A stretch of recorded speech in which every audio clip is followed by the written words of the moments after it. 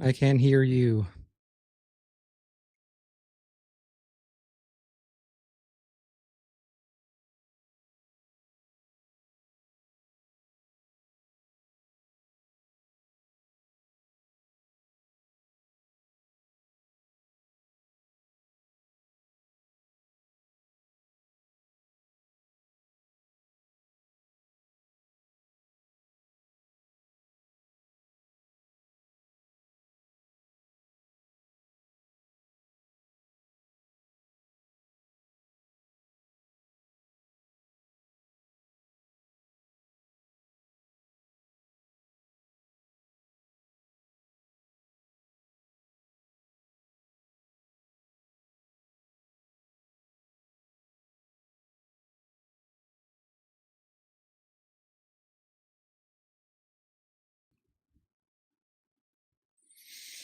Oh, man, I love the Star Wars time show fans. They're the best, right? They're all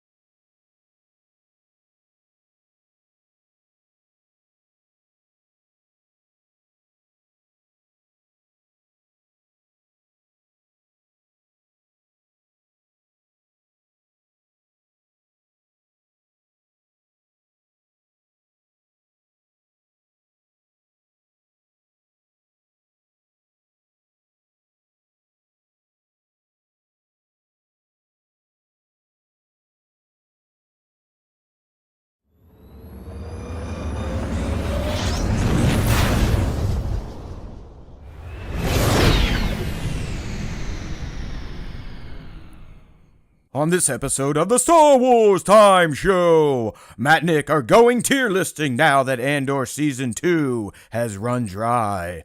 They'll be ranking some of the most iconic starships from Star Wars to find out which ones are S tier and which ones are better off as scrap metal. Tune in to see where your favorite spaceship shakes out. Of course, they'll end the show with a question of the week responses and the latest round of Top 5 Star Wars fan artist features. Punch it, Chewie.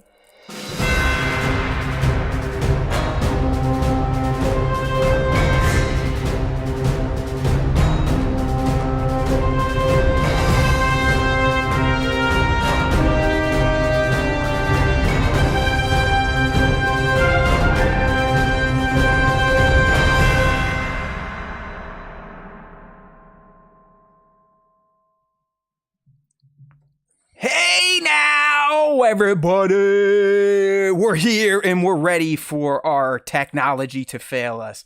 Who knows if I can hear Nick? I might hear him in stereo. Hopefully you all are hearing him. You heard some tests there right before we went live. So we're trying to avoid last week's snafu. And if you were here last week and you were live, you got to participate in that fun. I threw a little bit of a tantrum. Basically, it was like, I quit the show! And then I can't quit because I have basically it's impossible for me to give up anything, even if it feels like I'm ramming my head into the wall. Perfect example is golf. You know, golf, it's a hard game. I thought I was getting better at it, but it seems the more I play, the worse I get. If anyone is a golfer out there, that might resonate with you. But currently, Nick, you know, I've got a little outside setup, virtual golf. You know, I got like my own little Top Golf on the deck. It's kind of neat. I was thinking it'd be fun for the summer, you know, something to do. And sure enough, it's broken my game to the point where I can't hit some of the easiest wedges anymore. They just go straight sideways. I'm hitting them off the hosel, yet I won't stop swinging. You know what I mean? It's like, I'll figure it out on this swing. Is it do you think it's the real grass versus fake grass thing? No, I think I'm an asshole, honestly. I'm trying to give you the benefit of the doubt here, Matt. Come on, man. Yeah, no, I mean, you know me. I love praise, and I love having my bucket filled, and I love being told that I'm awesome. But in this case, I can tell you right now, it has everything to do with the fact that I've been playing for over 30 years and have never had a lesson. So, at almost 45, I finally decided enough's enough. I'm tired of driving myself nuts, and I'll be getting my first lesson on the 23rd. So, hired a golf pro. He's going to be taught by Happy Gilmore. So to control his rage and then put that into his drives. That's right. You should. The way I hear Nick now with this fix I'm trying, it sounds like he's in a submarine. But I'll get through it. It's not his fault. Does he sound all right to everyone else? I'm guessing he does. Yeah, I think this is a me thing. Do I sound solid? Do I sound good? Hit me with it. Based and brazen, aka B Mad. For those of you who are confused in the chat, that is B Mad, based and brazen. So. Let us know how I sound. If I sound like I'm underwater talking through a can, Nick sounds good. Says divided. And then Lee's given us two gold Vaders. So that's good. He sounds like he's right next to me, but that could be the Force talking. That's true. We do speak through the microphones and through the Force. Be mad, you know that. So I think we're okay on the fan side, on the listener end. All right. I turned off the fix because, like I said, I don't think you and I need it. I think this is going to be a thing if we ever try to call someone into the show again. Yeah, that's much better. Much better. Yeah, it was. I think what it is because your feed, because we broadcast vertically and in landscape, you have two pipes coming in. So I was kind of hearing them, and there was like a slight millisecond delay that was giving you that robot effect here. Gotcha. All right. Gotcha. Hey, it's good to see some people in there. That's right. Be Mad renamed himself. What's going on with that, brother? No more support in your dealership or whatever. And he's got he's got the new picture too. He's a changed man. Hello there, A.S. Sajad. Welcome from the vertical land. Bango, we hear you. We feel you. As has been the case this year, we're just trying to avoid talking about that stuff on the show because it really doesn't do anyone any good. But you guys know where we're at on all that stuff. I think it's if you're a long-time listener, I think it's pretty clear where Nick and I lie. We are with the rebellion. Yes. You're part of George's Viet Cong, which was his original inspiration for the Rebel Alliance way back in the 70s. So we're with you, but it's just, it ain't worth talking about because it is pretty fucking sad. It's pretty sad, and we'll leave it at that. But let's just say a lot Chef of us says we'll. What's Go that? ahead. Sorry. No, one of the questions in the chat: will Django and Boba's Slave One be ranked as one or two different? I think it's the same ship, Yeah, right? Chev, we kept it same ship, and we're not calling it Boba Fett's Starship. It is the Slave One. It always will be the Slave One. Thank you. Hey there, Mertcan Lazaguzalu. How's it going? All right. Oh, look at B-Mad getting into the AI. Dig it. All right, yeah. So the state of the country is what it is. Hopefully you're a little panicked by it. If you're enjoying it, then I don't know. I question the way you were raised. How's that? And you definitely don't believe in Jesus, that's for sure. All right, but enough of that type of stuff. I can already tell I've got the browser jacked up on the vertical feed, so I'm going to try and fix that. But in the meantime, Nick, it is time for Ask Us Anything. We do it every week if the social media algorithms will let us. This week, it seemed to fail pretty hard on Instagram, so we only got responses from Discord and YouTube, but we'd love all of you. Come join out. We post this stuff on our YouTube post channel, whatever the hell that's called. Post in our Discord, Instagram, Twitter. You can ask us whatever you want. It doesn't have to be Star Wars. People ask us what we like to eat. What do we dream of when we take care of ourselves in the bathroom? You never know what type of question you will get on this show. Yeah. I mean, this Bango's going first to be the question Luthen here. to my Mothma. That's right. I'm going to keep the public face up, Bango. You start doing all the behind the scenes organizing. You get the organization going. But yeah, Matt, this first question's directed right at you from our boy Michael Kramer. All right, I know your feelings on this. I'm going to take Bango's real quick, Nick. Okay, yeah. All right, and I don't know if you've seen these because I know you're not on socials as much as me, which I am jealous of. But have you seen the new? I mean, I think it started religious vlogs, like they'd have, Mary. She vlogged having Jesus. But it's now moved into Star Wars where they have stormtroopers. They're essentially influencers, and they got that camera angle and they're vlogging their day on the Death Star, and it's pretty. They're pretty entertaining. I don't know if Nick's seen them. I've seen a bunch of the Star Wars ones. There's Yeti ones. There's Bigfoot ones, and then, like I said, I believe they started with the Christianity stuff. And as far removed as I am from religion and Christianity, I must say that they're pretty damn cool. Like if that's how I was taught the Bible, maybe I'd still be into it, but it's hard for me to be into something when I see those that believe in it, how they wield it against others. So that's one of the main reasons I've left religion and think it's mostly a sham. If it still brings you something, that's fine, but it's an absolute joke, especially when it's used in the name of persecution. Jesus would not like humanity right now if he actually existed, nor would God, because God used to, if you read the Old Testament, we pop off a little bit, he'd be like, fuck you guys, and nuke the planet. Okay. Yeah. Flood the whole zone. So. Let's go. All right. Sorry, Nick. Let's go ahead and get those questions up here. Yeah. See a browser. All right. So yeah, that's first one definitely for me, right? Coming from Kramer, asking about my new number one, my new starting quarterback of the Pittsburgh Steelers, Mr. Aaron Conspiracy Theorist Rodgers. Woohoo! Here you go. I mean, no joke, I'm all for it. I do not like Aaron Rodgers, but that's why I like this move. Because I am willing to go through whatever it takes to actually affect real change at the Steelers organization, which is showing ownership that you can't just piss off every offseason and dick around and not pay players, not retain great players. But B, more importantly, to retire Mike Tomlin's ass from the Pittsburgh Steelers sidelines. The guy is a loser. I don't give a shit about this never losing season. It means nothing. He hasn't won a playoff game in almost 10 years at this point in time. We're talking 2016. They do nothing. They get in the playoffs and get absolutely clobbered. They always lose a bunch of games down the stretch. Mike Tomlin's message is tired in Pittsburgh, and he needs to go. And I think bringing in a nut job like Aaron Rodgers is the first step in alleviating that pain for me. So I look at it this way, Mike and Nick. The best solution, this guy has a pull out of his ass season and the Steelers magically win a Super Bowl, which I give about a 0.1%. Yeah. The other hand, like I said, it turns the organization into a dumpster fire, kind of like he did with the Jets for a little bit, and I might actually cycle out some coaches and get some new minds in there and some change.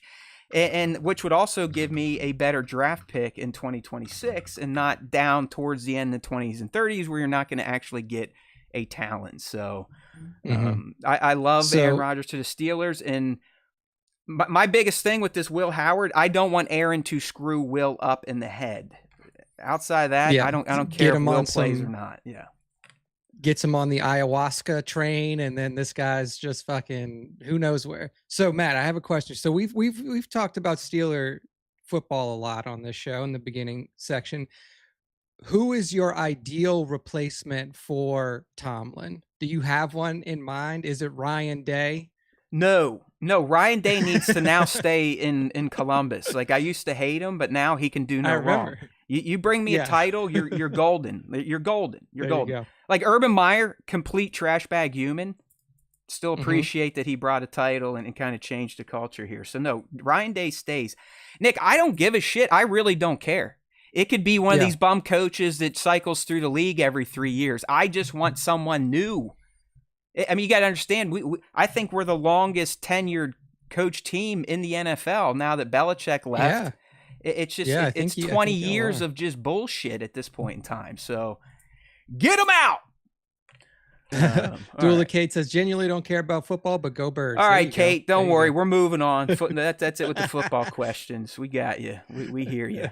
All right, Nick, here we go. Coming from Barron's Black Series. What is your earliest memory you can think of? Blanche and I were discussing how our son should be solidifying his first memory possibly, and how it could have possibly been the air show this past weekend.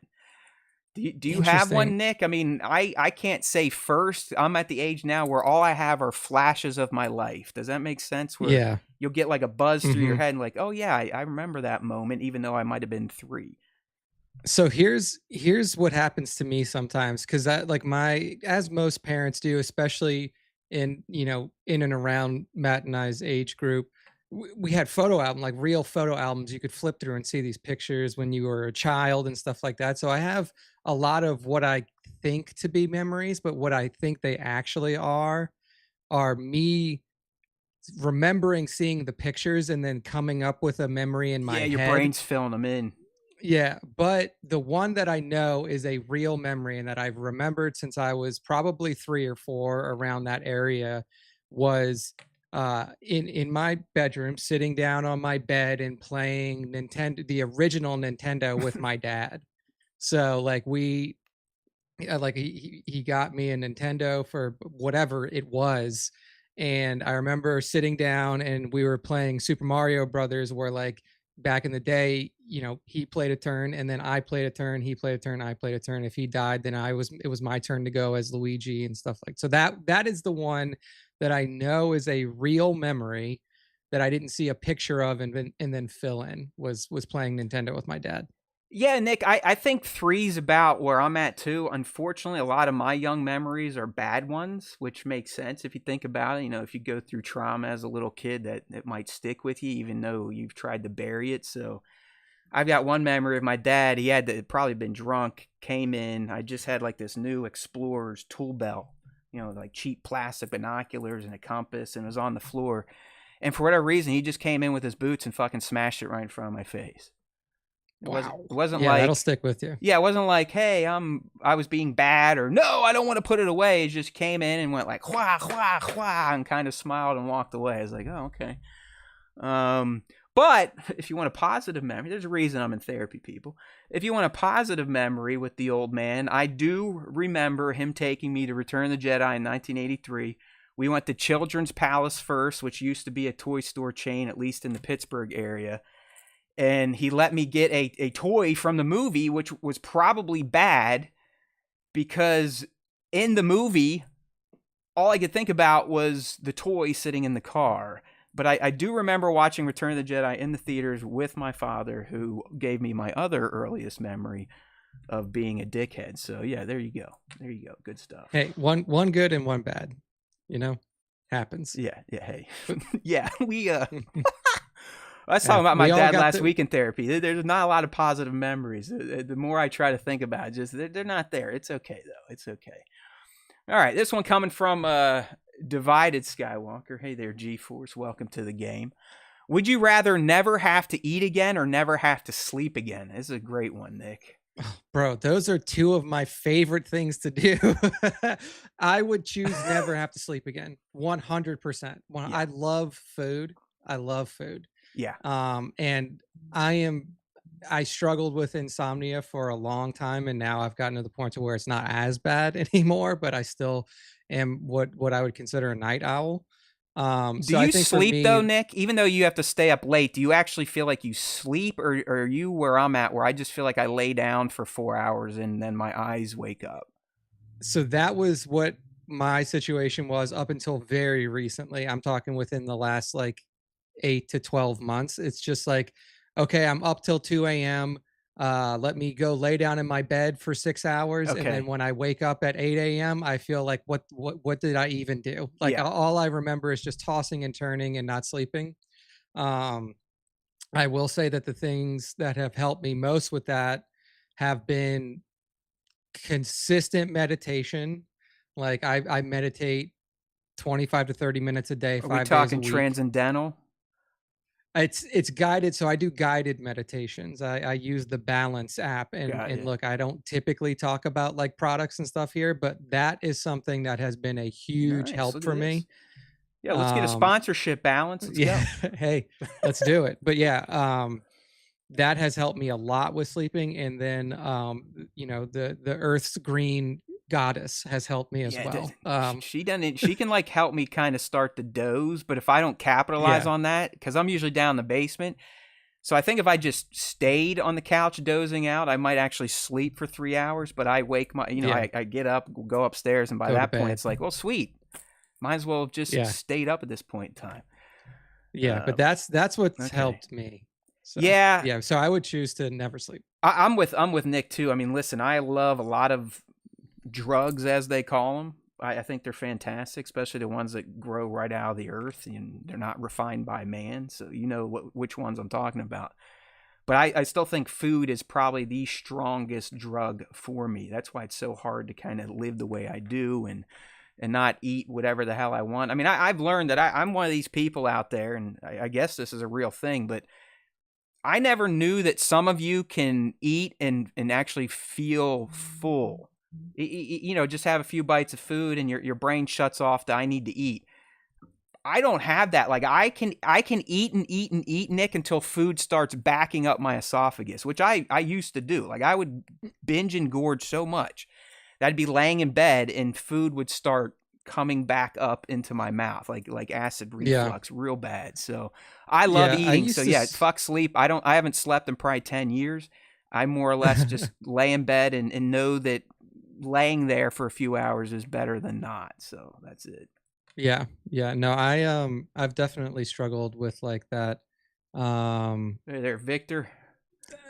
I've struggled with the acid reflux as well, and like I've since been able to like kick that, get over that. Yeah, I don't have that anymore because I don't binge eat anymore.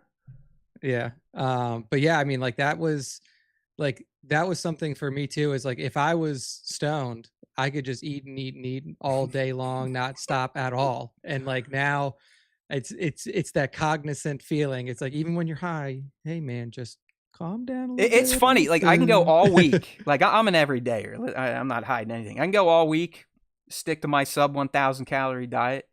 Once my, the open weekend comes around, it'll be, Sunday night, 10 o'clock. Yeah, I need a bowl of cereal or two. Sure. I need that after I just had a huge dinner and ice cream. And if I could ever figure that out, I would truly be ripped year round. All right. Good one there. Is that it? Is that all the questions? I think that's it. I think that's it. All right. That is it this week, my friends. So, like I said, if you want to get involved, look for the prompt on our socials if you actually see us in your algorithm, which I don't think is the case for most people.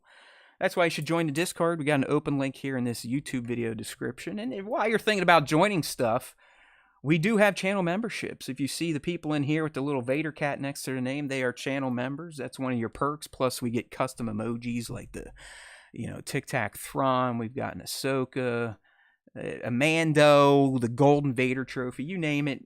Give it a thought. Give it some consideration. SWTS channel membership is low as $1.99. I did sign up for Sir Dork's membership now that he's, I don't know if you knew this, Nick, but Jared is fully dedicating himself to content creation.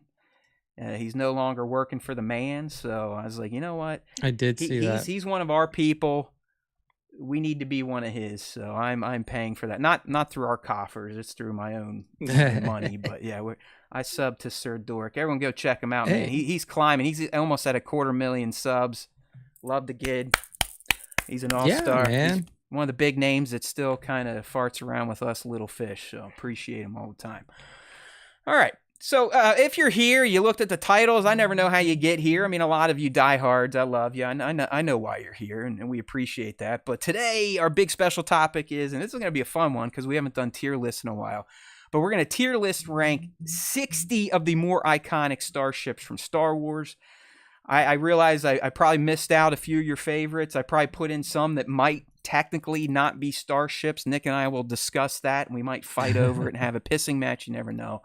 But before we get there, we always do a little pop culture talk. And I checked out some movies, plus I got a new little device I'd like to talk about. So real quickly, before we get to the tier ranking of Star Wars most iconic starships, let's talk some film, all right? Let's talk a little film. Let's do it. So, John Wick, fantastic franchise. It gets a little too long in the tooth in film 3 and definitely film 4. I mean, film 4 is like 4 hours of just John Wick wicking. I love Keanu, but, sometimes enough's enough. But either way, I like the universe. I watched The Continental on Peacock. So, I mean, it really has its own little world now. So when Ballerina was coming out starring the lovely Ana de Armas, I was like, yeah, sure, why not? I mean, Keanu's in it. We all love Keanu. I didn't know. I mean, fucking Lance Reddick. This is his last spot. I mean, the dude died in 23, yet he has a role in this film. So they must have shot this a long ass time ago, and it just took forever to get to theaters. But listen, it's good. Like Anna, she already kind of has the spy thriller chops from that Ghosted movie on Apple TV Plus. So I bought into all that. They actually do allow her to get beat up by men, which is kind of cool because sometimes, women action heroes, they're taking on gigantic men. And it's like, yeah, I get it. It's the movies, but a little realism, I mean, how many little neck twirls can a girl do before a guy's, like, you know what? I have testosterone, you don't. So they kind of account for that in this film. There's good exchanges with John Wick.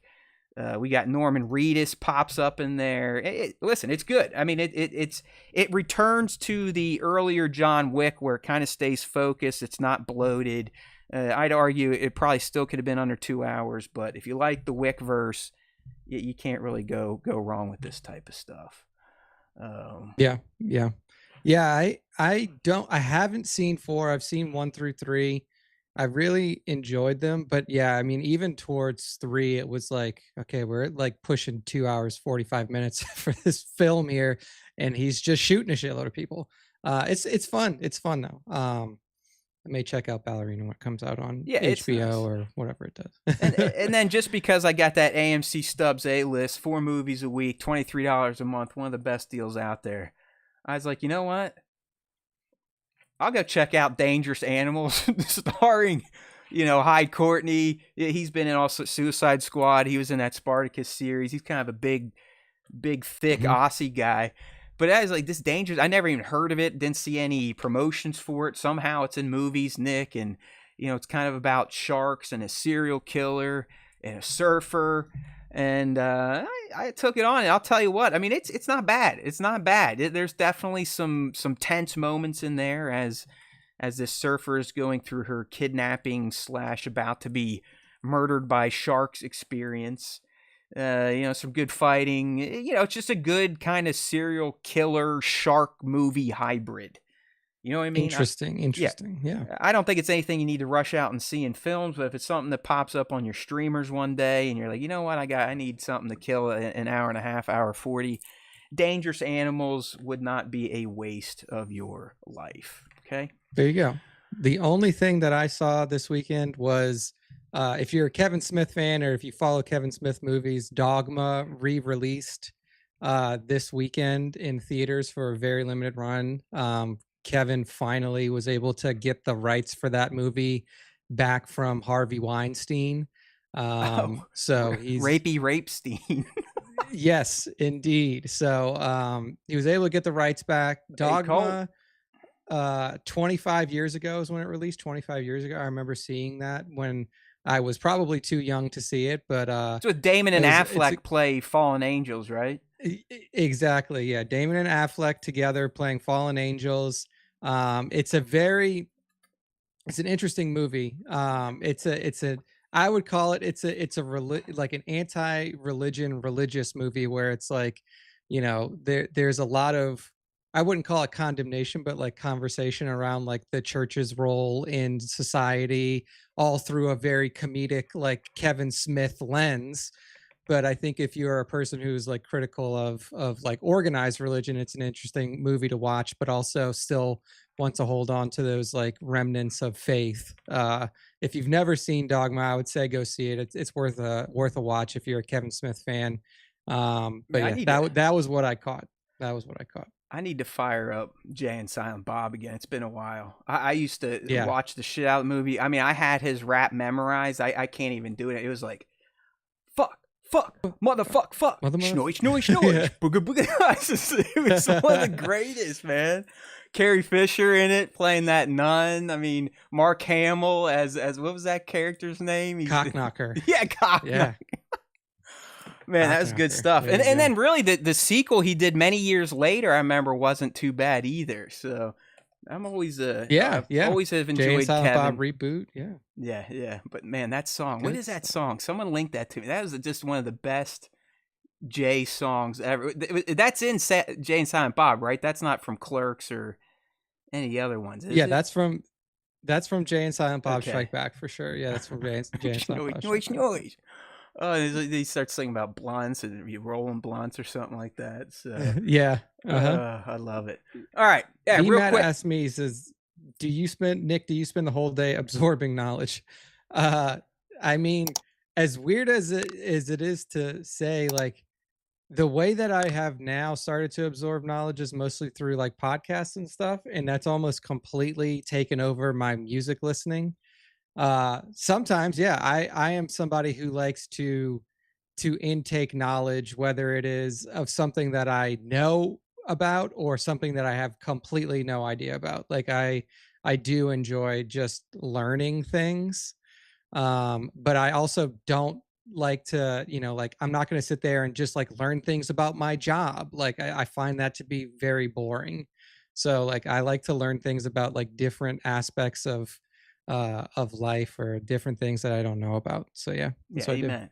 All my knowledge is in pop culture or artificial intelligence. I pretty much consume AI every day. I read about it, I use it, I study it, and then pop culture. Like I'm on top of it. I've got the pulse of the nation. Unfortunately, it's a shitty pulse right now, and probably for a long time. All right, before we get into the Star Wars, one last little pop culture talk item here, and that's the Switch 2. Okay. Oh, Matt got it. He got it. I know young Nick was trying to look for it. I'm sure a lot of you other gamers, especially older gamers that always had FOMO when you were young that you weren't going to get a new console, so now you've made it your mission to always get new consoles on launch day.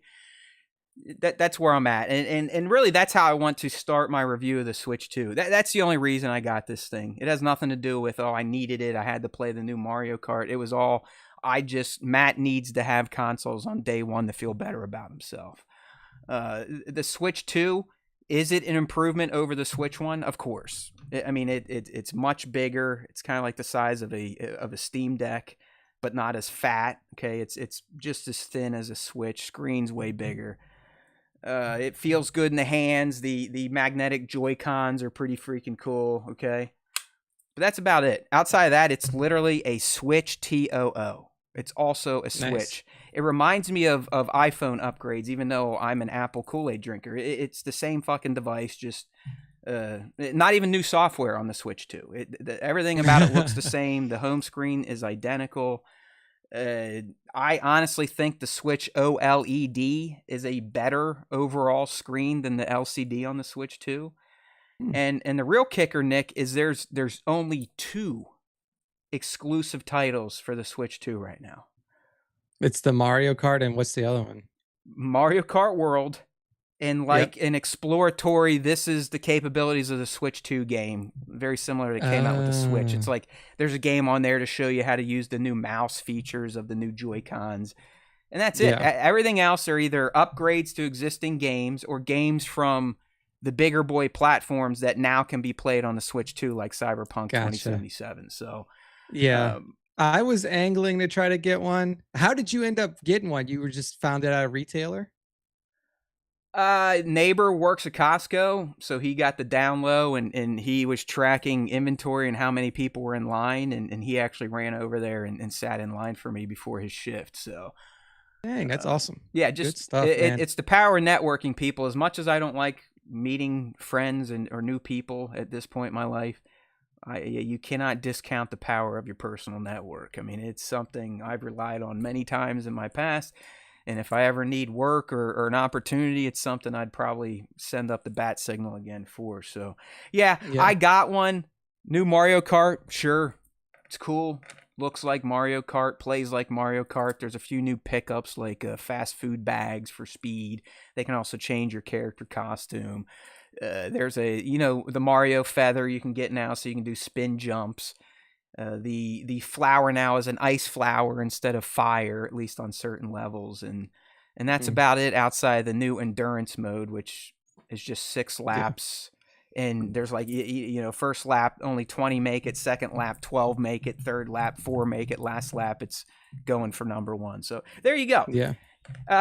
Unless you have strong FOMO for owning new hardware, I can assure every one of you out there that did not get one, you're not missing a damn fucking thing. Nothing. Yeah. I signed up for on Nintendo.com. Like, you can sign up for like an invite when they get their stock back in.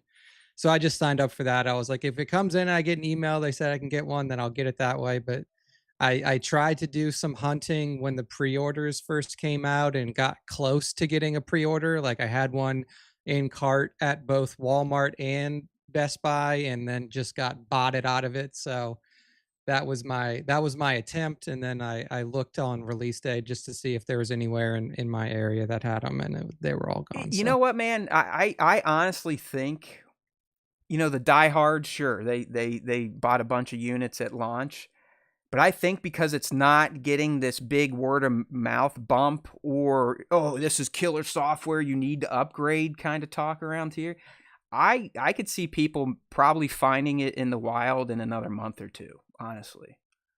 Because Nintendo, they're a lot better than Sony and Microsoft at supply.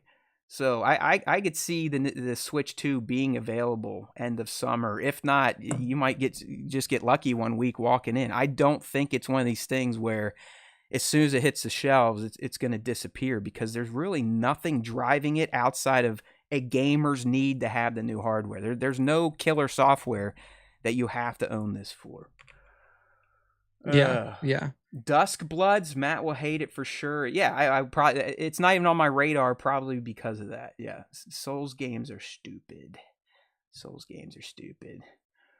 Yeah, League, stick with your OLED Switch. Trust me, Mario Kart World, you're not really missing much on. All right, so we got through all that jazz. Now let's talk a little bit about Star Wars on a show that bills itself as the Star Wars Time Show. All right. That makes sense for everyone, people here. I think it's time to get into it. Yeah, let's do it. Yeah. Your local goat. You're kind of speaking my mind on the Switch too. I don't know if I'd call it I guess it is slightly scammy, because it really is just a Switch TOO, as I said. But we're moving on. That's kind of the same thing that happened with the Wii and then the Wii U, right? Nick, I'm hearing a lot of those. This is the Wii U moment for the criticisms. Switch. Yeah. So, gotcha. Yeah. Hey, whatever. Nintendo tries. I can't bash on them too hard. All right. I'll tell you what, though. Did you see that fucking portable Xbox, ROG Xbox thing? I did see that. I don't even know. What is ROG? Can you explain that to me? Is that like PC so ROG is just, it's Asus Republic of Gamers, which is their like, Asus has their standard hardware line for any, PC that you would buy, but then their like gaming tier stuff is ROG. So that's just like their tag for like gaming specific hardware. So they've partnered with Xbox to make that. You need to look at this thing, Nick, because it sounds like it might attach to other storefronts, or at least games that, if you buy a PC game that plays on Windows, but also Xbox, it's going to play on this thing. There's 2 different models. One sounds more like the PS Portal, where the other is kind of like a fucking pimped out Steam Deck connected to Microsoft's shit. So I didn't dive deep enough into like, will it play my Steam games? Because if that's the case, I'm getting rid of the fucking Steam Deck and I'm going to this thing from Microsoft. It's coming holiday 2025. If you haven't seen it yet, check it out. It looks like a pretty legit handheld for sure. Interesting. Yeah, I mean, BMAD, we're gonna keep calling you BMAD. BMAD says the Portal is nice because they offer streaming now. See, I bought a Portal at release, and I could never I have a really strong over 1 gig internet at the house.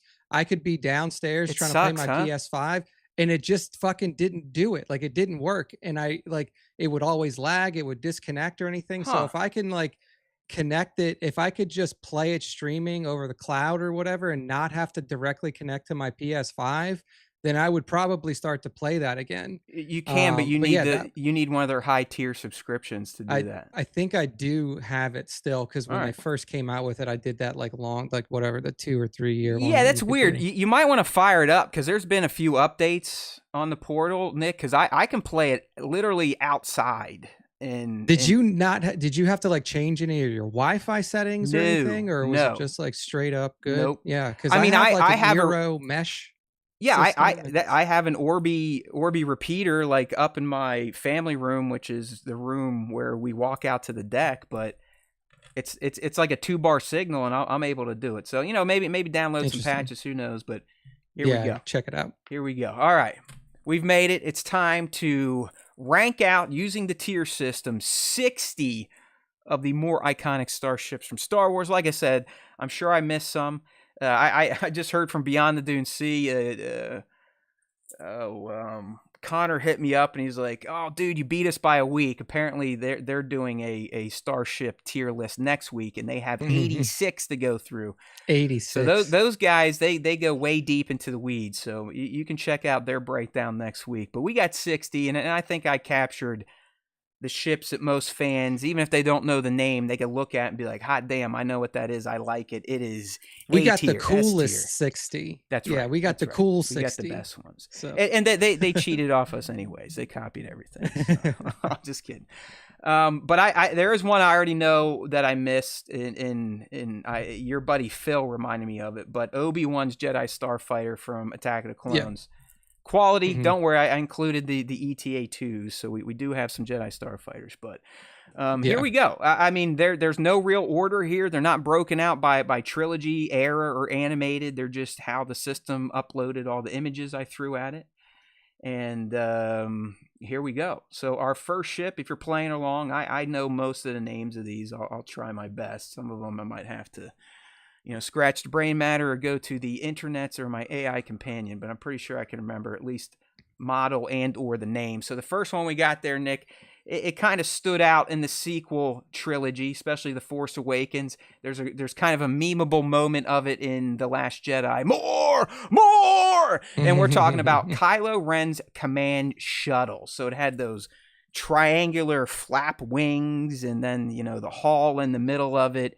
Kind of a unique looking ship. It had some Empire vibes to it, but not fully, black hull, red windshield. Kind of cool sound. We didn't really get much of it outside of landing and hovering. So I'll start the ranking with Nick. What do you think about Kylo Ren's command shuttle? Where does it go on this list? So are we ranking this purely off of like cool factor, or like if we're getting in a dog fight? However it resonates with you, man. Like this is completely opinion based. Like it could be the shittiest ship when it comes to dog fights, but if you love it and you think it's S tier, then fight for it.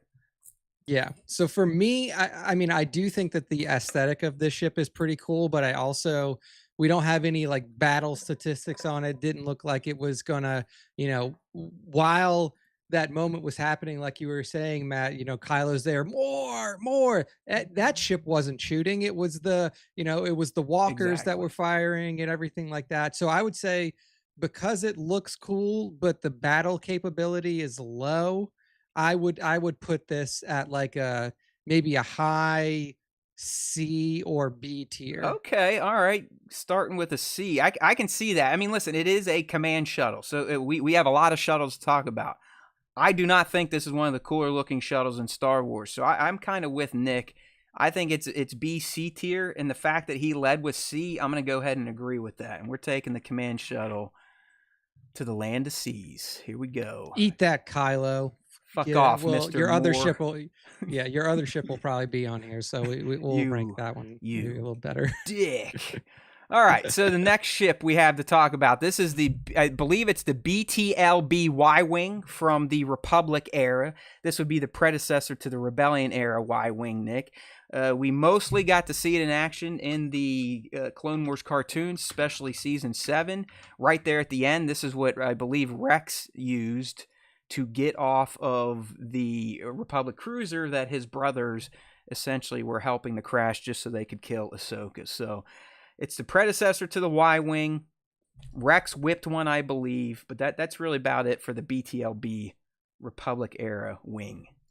What do you think about this one? So predecessor to the Y-wing, pretty cool looking design. I mean, it's got those like yellow stripes going down it. You got those like standard Y-wing engines coming off the side. Looks pretty cool overall. I mean, we didn't see too much of it, as you said. Like, I could see this being like a B tier battleship, can do some damage, has a nice little bit of flair. We know where it goes once its like evolution comes through. So maybe B tier for this one, I was thinking. Yeah, like I said, it's not as, I like the Y-wing because the Y-wing looks like they just forgot to finish building it, and it felt very Rebellion era correct, where this is almost too clean. So I'm with you. I still dig it. I like that it kind of set the stage for the Rebels Y-wing, but it's no better than a B. I'm with you. So there you go. Republic era Y-wing. You are B tier at best. All right, moving right along. We're now it actually takes the images off. Nice. Maybe it did that before. It's been a while. Anyways, we most recently saw this ship in live action during Ahsoka Season 1. This is her Jedi T6 Starfighter. Pretty cool ship. It's big. It's almost, it's like a freighter size. It can fly vertically. It can fly horizontally. It can sit there and spin around like a motherfucking pinwheel to avoid laser fire in a dogfight. Is this the one that she hid in the mouth of a Purrgil as well, Nick? I can't remember, but if it is, it can even fly in Purrgil mouths to get to other galaxies. I don't know. Well, let's see what you have to say about Ahsoka's T6, Nick. What do you think about this bad boy? She basically lived on it. I mean, she had a training quarters. They got the table there. Remember, the table raises out of the floor and goes down. So some cool features inside as well.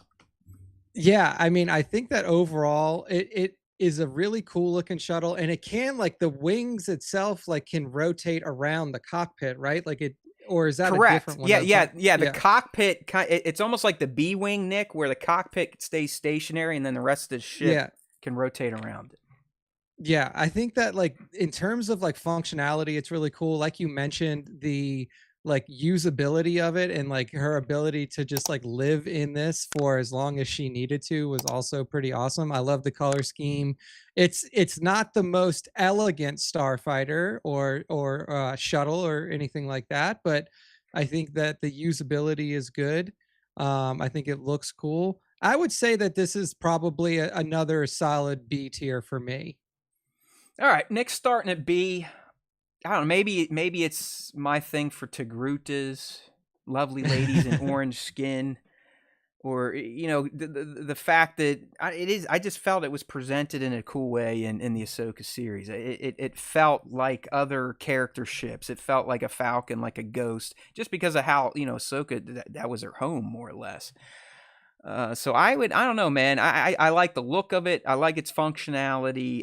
I'm going to override the B, and I think I'm putting this one in an A. You know, she's had a rough life. Yeah. She got kicked out or left the order because they were dickheads to her. Now she's stuck on Peridia. The least we can do is try to make her feel better about her ship. So I'm going A tier on the T6. Base is going S tier. Sorry, Base. We're a little off. We're not connecting with you today on opinions. That's all right. We'll line up. Maybe this one here.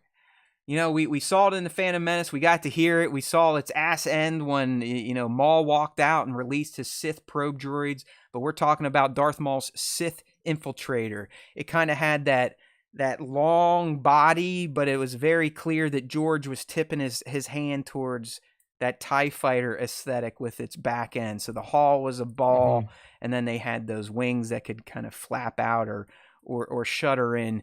And, you know, it had that cool, like, almost TIE fighter type of engine sound that has come to land on Naboo. So I'm a fan of Maul. The ship really doesn't make many appearances, but it leaves a lasting impression from the Phantom Menace. So what do you think, Nick, on Maul's Sith infiltrator here? Yeah. Scimitar is, I think, what it was. Sorry, maybe the model of the ship is a Sith infiltrator. Yeah, the model of the ship is the Sith infiltrator. I really like this ship. I really like the design of it. Like you were saying, there's like what would become like the design of like a TIE interceptor style of wing. You can see that they like shorten the nose, keep that ball cockpit, and then boom, you're really in that TIE zone. I think that overall, like we've seen fighting capability from the ship. We know that it maneuvers well. I think that this is like high A tier. I would put this like either high A tier or low S tier is the two areas where I'm leaning. Yeah, I'm not going to fight you on that, Nick. I'm not going to fight you on that. Or the no overrides here. I do think it fits better in A just because of it's a cool ship, but it has a very small footprint. There are some cool ships that have small footprints that might be S tier. I don't feel like this one is it. So I'm going to go ahead and place this one at A. Sorry there, Darth Maul. You get cut in half and then your ship gets shit on, but it's an A tier for me. It's an A tier for me. All right, so next ship here. I've always liked this ship, just like the BTLB Y-Wing. George made the ARC 170 with the intention of like, oh, maybe the X-Wing kind of got some design ideas from this ship. We saw this predominantly in Revenge of the Sith, specifically in the opening when Oddball is tailing Obi-Wan and Anakin during the fight above Coruscant.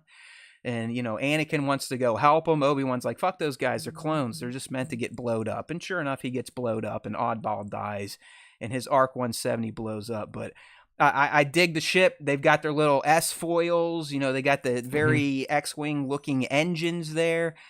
Plus, they're for the clones. So, we got to love our clone bros, just like the BTLB Y-Wings. The clones were mostly piloting these. So, what do you think about the 170, Nick? Kind of the precursor to the X-Wing. Yeah, I like the ARC 170 because I can remember playing space battles. Kenobi. Nice to see you here. Sorry to talk shit about you and getting Oddball killed. Here. I think that for me, the ARC 170 always reminds me of old school Battlefront 2 when the space battles were introduced. Yeah, because they were in that ship. They were in that game, right? They were in that game, and I remember playing ARC 170s a lot, and I was a huge fan of ARC 170s. I like the design style, like you said, really hints towards what we would see with X-Wings in the Rebellion era. The maneuverability was good. They had proton torpedoes. All that stuff was there, and big fan of the ARC 170. I would also put this ship in A tier, but I would entertain S if you felt thusly. Yeah, it's tough, man, because this is one of those ships again. Great point on Battlefront.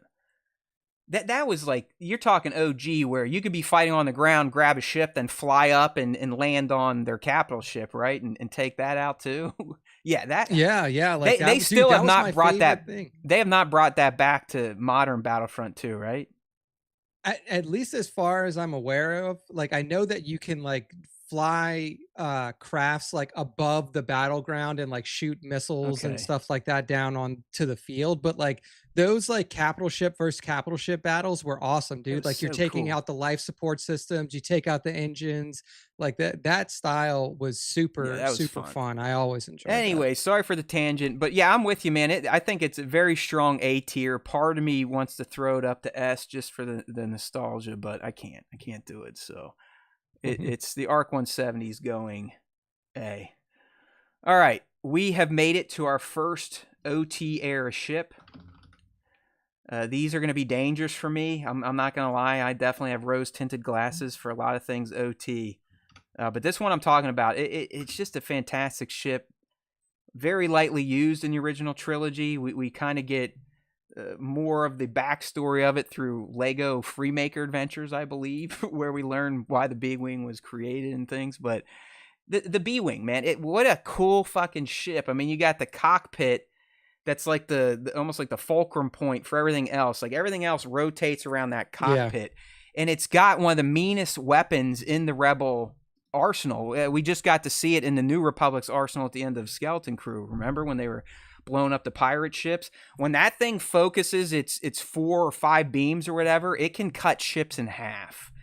Yeah, dude. B-Wing is sick. It's so odd looking. It doesn't even look like it should be able to fly, let alone land. I mean, it can fly as a flat wing. It can fly up and down with its wings out.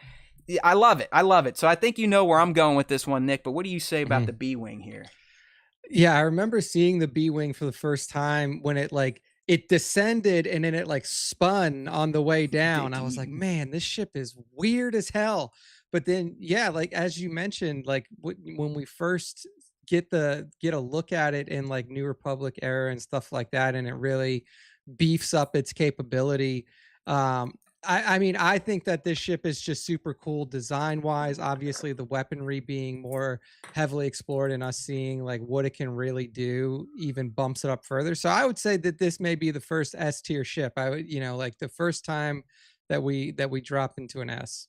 You have spoken correctly, young Nick. This is 100% our first S tier ship. Like I said, call me a homer. It's going to be hard for me not to put most of the OT era ships in here just because they're so fucking classic. And they're literally the basis for every other ship design in Star Wars, if you think about it. I mean, we're going to be talking about a few ships here in a second that are literally were created to show how they evolved into what we saw in the original trilogy. So let me take a question here from League. League's asking, is the B-Wing Luthen ship? No, Luthen ship is the Fondor Hallcraft. And don't worry, we'll be talking about that one as well. The B-Wing was a part of the Rebel Alliance fleet, along with the A's, the Y's, and the X's. And I even believe the B-Wing pilot wore a dark green suit in Return of the Jedi, just to show you how deep my sickness goes with Star Wars. Thank you. All right, this next one here is very interesting. You probably got to see it more in the Clone Wars cartoon, but there's definitely a great moment watching it kind of take flight during an escape in Attack of the Clones, and then his arrival on Coruscant in the Machine District to go meet with Sidious. But young Nick, I'm talking about Count Dooku's Solar Sailor, which I believe the Geonosians gave him because it has a very similar hull to a Geonosian starfighter. But what's so cool about this ship, Nick, is that once it gets into space, it literally launches a massive solar sail, and I'm assuming that's how it gets around. Maybe that's how it gets into hyperspace. But I always liked how it sounded and looked when it deployed its sail. So that's one of the reasons I wanted to include it here. I'm not saying that means it deserves a high tier ranking, but I do think this ship needed to be discussed. So what do you say about Dooku's Solar Sailor? Yeah, like you said, not as often seen as other ships. I think the design is super cool. Cool sound. We've never seen it. We've never seen if it has combat capability, right? I don't know if we. Yeah, I mean, it probably has basics, but I think it's built more to get away fast than to fight. Yeah, I'm leaning towards B tier on this one. I think that there's some limited capability to it. Obviously you're not going to be able to nimbly dodge things in this ship, since you're mostly being pulled along by solar winds through space, and the combat capabilities, just looking it up on Wikipedia, it says the Solar Sailor was equipped with conventional repulsor lift, and the tractor beam emitters along the bow prongs could serve as steering aids. Spread of ray shields and particle shield energies around the prongs could additionally be adjusted to provide extra mobility, but no weaponry so that I can see. It's more of a shuttle. All right. Light armed, so 84 narrow beam tractor repulsor emitters along the bow. Yeah, so it's just there was no no dedicated weaponry from what I've seen. All right. Yeah. So I would say B tier. Yeah, I think that's fair. Looking at C tier with Kylo Ren's command shuttle, it deserves to still be by itself. So yeah, we're taking Dooku up to the B. I think that's fair for him. All right, another prequel era ship, one that definitely stands out. Got a little love a couple years ago in the Mando series when Pelimoto retrofitted one for our boy Din and his dude Grogu. We're, of course, talking about the N1 starfighter from Naboo's fleet. Anakin piloted one. He blew up a droid control ship from the Trade Federation. It's got that chrome front, the yellow paint. It's got a droid hatch, a spot for a pilot. Again, another ship that has a great engine sound. It's very quick. When you spin, they're amazing to see. They perform great in a spin maneuver.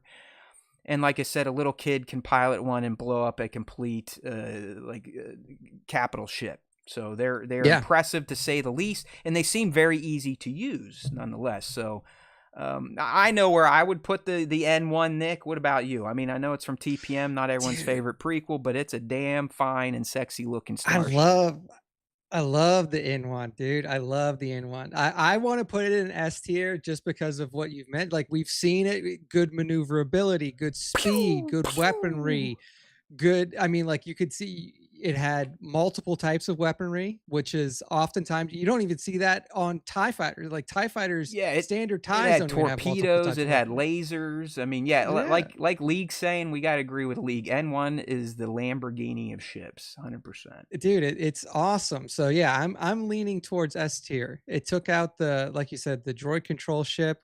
Mando and Grogu were rocking one. I mean, we could argue he's driving the coolest modded N1 in the galaxy. I mean, that thing's like a hot rod N1 with even more weapons and more space. So I mean, come on, the N1 Starfighter.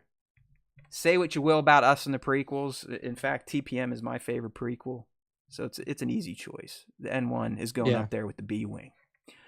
Okay, sticking in the Phantom Menace and sticking with Naboo Starcraft, we have Queen Amidala's Naboo Royal Transport. So the ship she escapes on in the Phantom Menace that her loyal droid fixes so they actually can hit hyperspace and go to Tatooine, where she can prey on a young slave boy, in fact, in Watto's shop here. So, I mean, come on. This is even sexier looking than the N1. I mean, it's almost like a female body. I hate to say that, but I know. It's got curves. It's smooth. It's shiny. The whole thing's fucking chrome. It's fast. It's sleek. I mean, what other words can I use to describe this Starship? I know. J-type 327 Nubian Royal Starship. Yes. So I love the visuals of this ship. The visuals of this thing are just so beautiful. It's like an incredible ship to look at. The only thing that will knock it is it's a pleasure vessel. It's a yacht type ship. There is no weaponry to be seen. As we know, they were going through the blockade, could not fire back, had to completely rely on the astromech droids to hopefully get this thing shields back up so it didn't just get blown out of the sky. I will say A tier for this just because it lacks that any level of weaponry, but it is a beauty to behold. Hey, is this true? We got Maddie Palanca up here. Phasma also makes her armor out of that hull. Is that like a real thing? Because if so, that's kind of cool. Dude, that's actually pretty sick if that is true. I could see it just because of that like chrome style. Well, stuff. And the First Order like sticking it to we're gonna go take on Naboo and fuck up Padme's ship that's in the museum or something like that. That's like a very fascist thing to do. So if that's real, Palanca, I dig it. Hell, it doesn't have to be real. This is a Star Wars time show. We're all about making shit up, so that works. All right. Yeah, I'm with you, man. I'm going A tier on this as well. It's cool as hell to look at, but that's about it. I mean, it took one little shot to a panel and it almost exploded, so its shields clearly suck as well. All right. But not the best defense. It looks sexy, so it's going A tier. All right. Well, this one showed up a few years after TPM, about 10 to be exact, 11. Start of the Clone Wars. They needed a Republic Navy. They needed capital ships, so they settled on the Republic Star Cruiser, which, like I said, was clearly designed in a way to give us OT fans the roadmap. Like, oh, that's why the Empire built their Star Destroyers to look like that. That's what they were using during the Clone Wars. So, I mean, the fact that it's the predecessor to the Star Destroyer, which is clearly a very iconic starship in Star Wars, there's a lot of great moments in the Clone Wars series that take place on these Republic cruisers, specifically at the end, season 7. I mean, season 7. Those 2 episodes that ended out where Ahsoka and Rex are trying to essentially survive an onslaught of murderous clones, and they crash it to the ground and then hold a funeral for all of them. It's got some narrative weight to it. Clearly, it's a behemoth when it comes to battles. We see it go It broadsides with some of the CIS ships and rots. So I really do dig it. Love the design. Loved how it was used. It's definitely a very memorable ship from the Clone War era. Yeah, I agree with that. I'm a huge fan of Jedi Star Cruiser, or not Jedi, Republic Star Cruiser. I like the design, like you said, reminiscent of what we will get in the future with Star Destroyers. Weaponry is good. Lots of awesome moments. I think that this is a solid A tier. And look, if you've ever been on a tier list ranking with the Star Wars Time Show, they may not all end up with even numbers here. We like things, and we may rank them high. I think that the Jedi or the Republic Star Cruiser is A tier. A tier, not quite that S tier, but yeah. Close. I know people would probably get off if you and I were fighting more over this. I think Connor and Seth are good at kind of having varying opinions. Maybe they're young, dumb, and full of that stuff, as we like to say. You and I are just getting old and docile. But I can't really argue this out of A tier. I mean, I think its predecessor is S tier just because how iconic it is. I mean, that's the first thing you ever see the first time you watch A New Hope. So there's a different case for a Star Destroyer to be made. But I'm with you, man. I think the Republic Cruiser is a solid A, but not quite enough to get up there to S tier. Yes. All right. A tier is growing. We love the A's, that's for sure. T and A's, as Nick likes to say. All right, this next one I'm probably going to have to explain a little bit. It is mostly featured in the Clone Wars. It is one of the many shuttles that showed up in the Clone Wars. This is one of those shuttles where it could actually pick up like a crate of shit and drop it off. I'm not talking about the LAT yet. It's a Republic Clone War era shuttle. It kind of looks like an Omicron class shuttle or the Marauder from the Bad Batch, but not quite there. It's got some of the gunship vibes to it, but outside of that, it's pretty plain Jane and uninspiring. So I kind of already have an idea where I would put this. It's just nothing really stands out to me, Nick. Yeah, I'm looking at this, like you said, it kind of just looks like, like they shelled out a bit of an ARC 170, or like doesn't really have like a unique style to it. Almost just looks like it was kind of thrown together for a specific purpose. I would say that this is like C tier scrap metal level. Yeah. I think scrap metal's about to get some company, to be honest with you, because a lot of sites had this on their list. I was like, okay, but I was like, I can't really remember specific episodes where this would have been used. It doesn't stand out. It's a hunk of junk, aka scrap metal material. Right. All right. We're loving the Republic era, okay? We're still back in the Clone Wars with this next one. We're looking at one of these CIS capital ships. It's not necessarily Grievous's Malevolence, but kind of know what we're talking about here. I mean, Nick, they look like sharks in space, at least to me. Like the CIS ships, they look like sharks because they almost have they got like the snoot. They have a mouth pointed. Almost. They were very powerful. They could go toe to toe with a Republic cruiser, if not wipe them off the face of space. We saw in the Malevolence arc that one had a very specialized weapon on it where it shoot out this electrical pulse which disables all the Republic ships, and then they use its lasers to shred them. So they were very comparable fighting machines. They didn't win the war. Mm-hmm. Okay, they didn't win the Battle of Coruscant. Yeah. So they might look cool, but they definitely were outclassed. So what do you think about these CIS capital ships? Yeah, so I'm Based looking and brazen like, saying they're ugly as F. So there's it's like you really have to like that style. It is much more of like an organic design style, almost similar to what you would see from Home One. Like Home One has that same kind of like oval-ish type of shape. It doesn't look as menacing as these do. I'm leaning towards I think I'm leaning towards B tier on this. Just given like what we've seen of it, and like we know it's like battle capabilities are okay. Like they typically got outshot in the like the space battles from what I can remember. I feel like the Republic Starfighter or the Republic starfighters were better.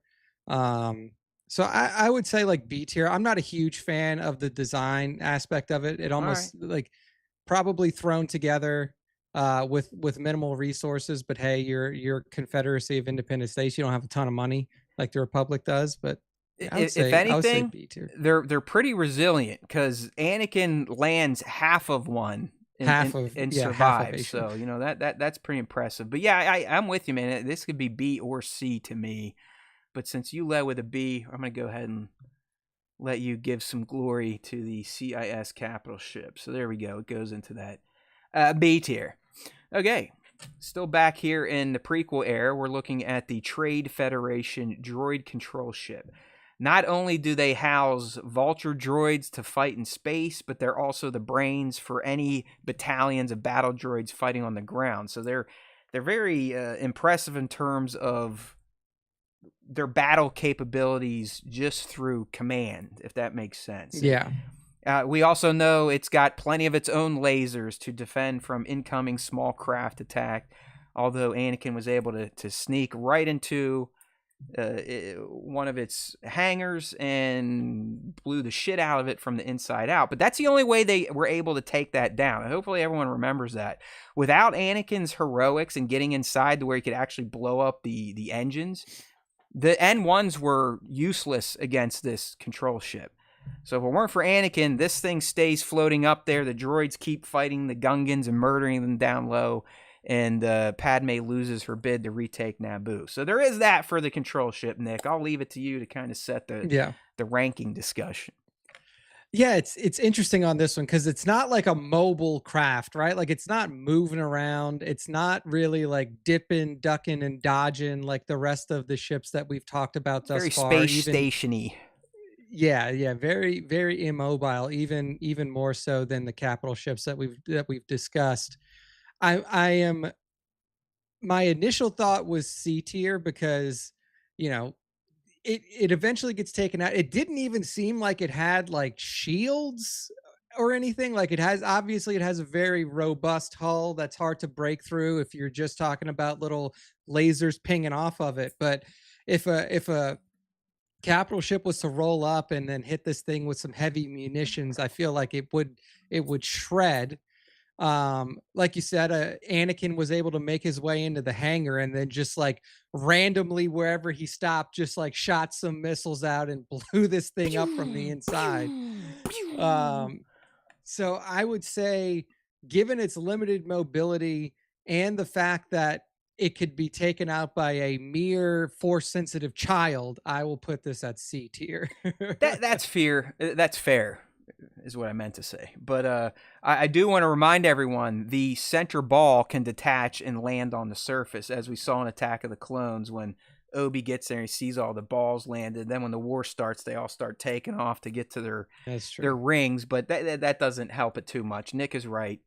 The control ship is C tier at best. At best. Okay. At best. Well, we just talked about them because they live on these droid control ships, but we're talking about the Vulture droid, which was literally a droid that looked like a starship. Remember, they stand on their wings when they're in their hangar, and they have heads, and they talk too, just like the B1s and the B2s. That's George for you. But then they can just get up and take off and start flying and rip off some laser fire and really present some issues to the Republic or in Phantom Menace, that Naboo Navy. So, I mean, the fact that it's a living sort of starship is kind of cool. You know, a starship that has a personality and can talk to its wingmen without a pilot. That's kind of neat. But outside of that, what do you think about the Vulture? Dude, I was actually a big fan of the Vulture. Multiple types of weaponry. Very maneuverable. Like you said, it's essentially a drone, like a drone nowadays, where it's unmanned, completely run by artificial intelligence. Yeah, except these are like self-aware drones. Yeah, these guys. I'm leaning towards A tier on this one because we've seen them do some nasty stuff in the air. We know that they can maneuver, and we know that they can shoot, and we know that like there are essentially no lives at risk if one Yeah. goes down. So I'm putting it pretty high. Yeah, man, I think that's a good argument. I mean, hell, the fact that it's a starship that can fly and walk, that's pretty impressive. I mean, that's pretty impressive. Yeah, pretty you know? crazy. The good guys don't have any walking starships last time I checked. So I don't think so. I can agree with you. So. I think that's a solid A. That is a solid A on the Vulture. All right, here's one where I kind of waffled. Like, should we or shouldn't we? I mean, we do know it can fly. It can go through hyperspace. I mean, it left Jeddah and showed up at Scarif in time to blow up Krennic. You know what I'm talking about. I'm talking about Tarkin's favorite toy to steal from his colleagues, and that is Death Star 1. It was a massive space station that took damn near decades to build. It has now become one of the main narratives in the Andor series, and obviously it was the big bad in A New Hope. I mean, it was literally a space station the size of a fucking moon that could get around anywhere the Empire needed it and could nuke a planet to literal smithereens at the push of a button and some green light coming out of its focused disc. So, is it a starship? Probably not. But it definitely flies. It's not just stationary, so it's not just a space station. So it made this list. It's cool as fuck. It's one of the most iconic things that floats in space in all of sci-fi and fantasy. So what do you say about the Death Star, Nick? You saying, Man, fuck you, this doesn't even count, scrap metal it? Or you know what? I love that big ball. Let's get it in S tier. Purely from a practical standpoint, we have seen how ineffective the Death Star is at purely protecting itself, right? Like, not good. It definitely houses a fleet. Like it houses the TIE fighters that protect it if there is small craft that are coming in. We know that the turbo lasers are super easy to avoid. The only one that fucked that up was Porkins because he's fat, couldn't see where he's going. Like, can't check. But we ultimately know that it's defenseless. It's a defenseless ball that's hanging out there. Which is crazy. Like, I know. The funny thing is, it's defenseless against snub fighters, and they didn't fix that flaw in between 1 and 2. Like, they still got taken out by little ships that could fly inside of it. You saw what Death Star 2 was doing to the capital ships. It was fucking zapping them right out of the air. But let's not worry about way X-Wings. Less energy to power up. Like Death Star 2 took way less energy to power up the beam, could take out the big ships, but like you're not just going to fight against 18 big ships. Like they're coming at you with the little guys, and they just never that imperial were able arrogance, to, man. They're bigger is better. Yeah. They thought wrong. Thrawn told TIE defenders that was the key, but they didn't want to do it. I will put Death Star in C tier. Because it does one thing good. It does one thing good, which is blow up big shit, which is cool. But you got to be able to. You can't defend itself against small ships, and if you get ambushed by a bunch of small ships, which never happened. Like the rebels were never able to successfully ambush a Death Star. If they were, they would have fucking knocked it out easy. Every time that they've taken out a Death Star, the Empire knew they were coming, and they still got it, and they still took it out. I know. So that's what I'm saying. C tier. Shit, man. I mean, he made a lot of good arguments. This is where my nostalgia is really fighting me here because it's the Death Star, man. It's the Death Star. I know. It's a ship that's the size of a moon, as Obi-Wan said. He said, "That's no moon. That's no moon. That's a goddamn battle station, people." And it has gotten a little bit more lore added to it through Rogue One and Andor, which is cool. Damn, C tier, man. Just its place in movie history almost throws it into S tier. I know this is the first one where I'm testing you. I'm like, are we gonna be able? I can't do C, but I'm not gonna jump all the way to S because that would be offensive to young Nick. So as much as I don't want to do it, I think Death Star 1 is going B tier. All right. I'll compromise a little bit with you on that one, young Nick. So, all right, fair enough. You did lay out a good argument against it, though. I'm not gonna lie. It is kind of stupid. It is It may be a technological tear on paper, but it definitely was not in action. So yeah, oh boy. not super great in action. All right, next one here. Going back to the Clone Wars, and it's a droid ship. It's called a Tri-Fighter, I believe, is what they called it. I think we might have seen some on the Battle of Kashyyyk, possibly the Battle of Coruscant. I'm really grasping at straws to remember where this one was used. Obviously, it looks cool as fuck. I mean, it's got a little hull, and then there's 3 wings around it, so it kind of forms like a triangle, or almost looks like a Triforce. If you know how Triforce, the middle's always hauled out. I remember them sounding cool, but outside of that, like my lack of memories for this ship is kind of already leading my rank for it. So what do you think about this one? So what I can remember of this one, it was like the reason that it was cool is because it has blasters attached to every wing, I guess you'd call it, like and it has one in the middle. So I may be making this up, but what it would do is it would spin when it would shoot, and it would shoot really fast. So it's like shooting out like crazy spirals of like. Hey Nick, is this the one? Stuff. I think I'm just putting this into my mind because I'm thinking about now. Is this the one that releases the buzz droids, or is that a Vulture? I think the Vulture releases the buzz droids. Yeah, I think the Vulture does that. But yeah, I don't know. I mean, Tri-Fighters looks cool, fights cool, but is it really tickling your Starship taint at all? I'm leaning between B and A just because I like the design of it. I like the design of it. I remember seeing it in combat and thought like, man, this is cool. It's not as maneuverable as the other, CIS fighter that we talked about, but it was still pretty cool. So I could say like high B. I think high B for this one just because of all right. Yeah, I can agree with B on that one. A was pushing it for me. I might have gave it to you if you really wanted to fight a bit more on it, but I think a high B we can agree on that one. All right. I know Nick knows this one. He has to know this one. He's a Legends fan. He loves KOTOR. I don't know if it shows up in SWTOR. It showed up many years later in SWGO.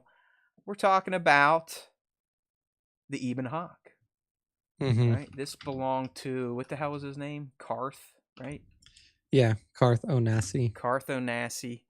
It's really the ship you use in KOTOR, right? So when you're revving, this is kind of your ship because Karth is driving you around. I mean, it's freighterish looking, so it's kind of got that oval roundness to it, like a Falcon or an Outrider.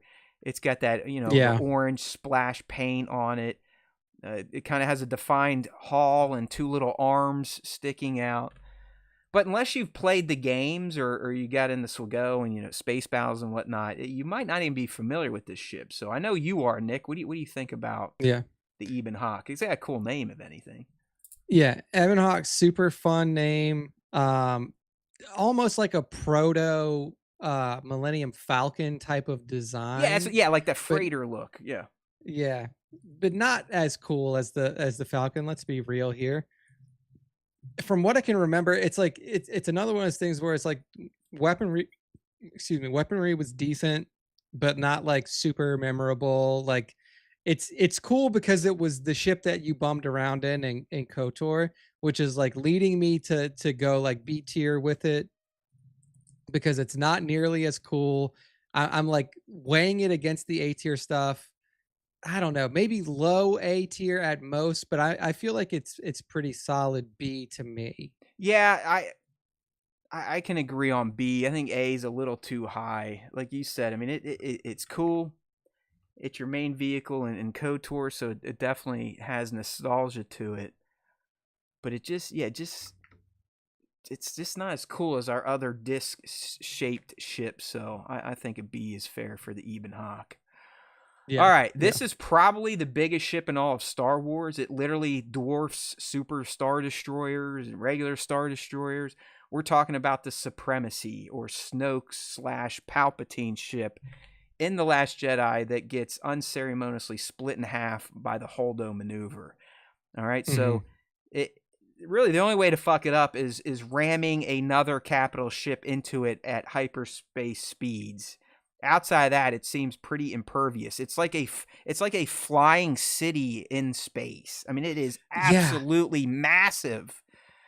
So for it's the sheer scale of it, it's a memorable ship. But and really the way it goes out, I mean, we could almost argue that the way it gets blowed up could factor into its overall rankings. I know. So what do you think on the supremacy? That's kind of where I was going with it, dude. I actually really like this ship, and I think that the design of it is obviously like reminiscent of Star Destroyer design, except much wider, like you were saying. I think the look of it, like the design of it, is super cool looking. The size of it is awesome.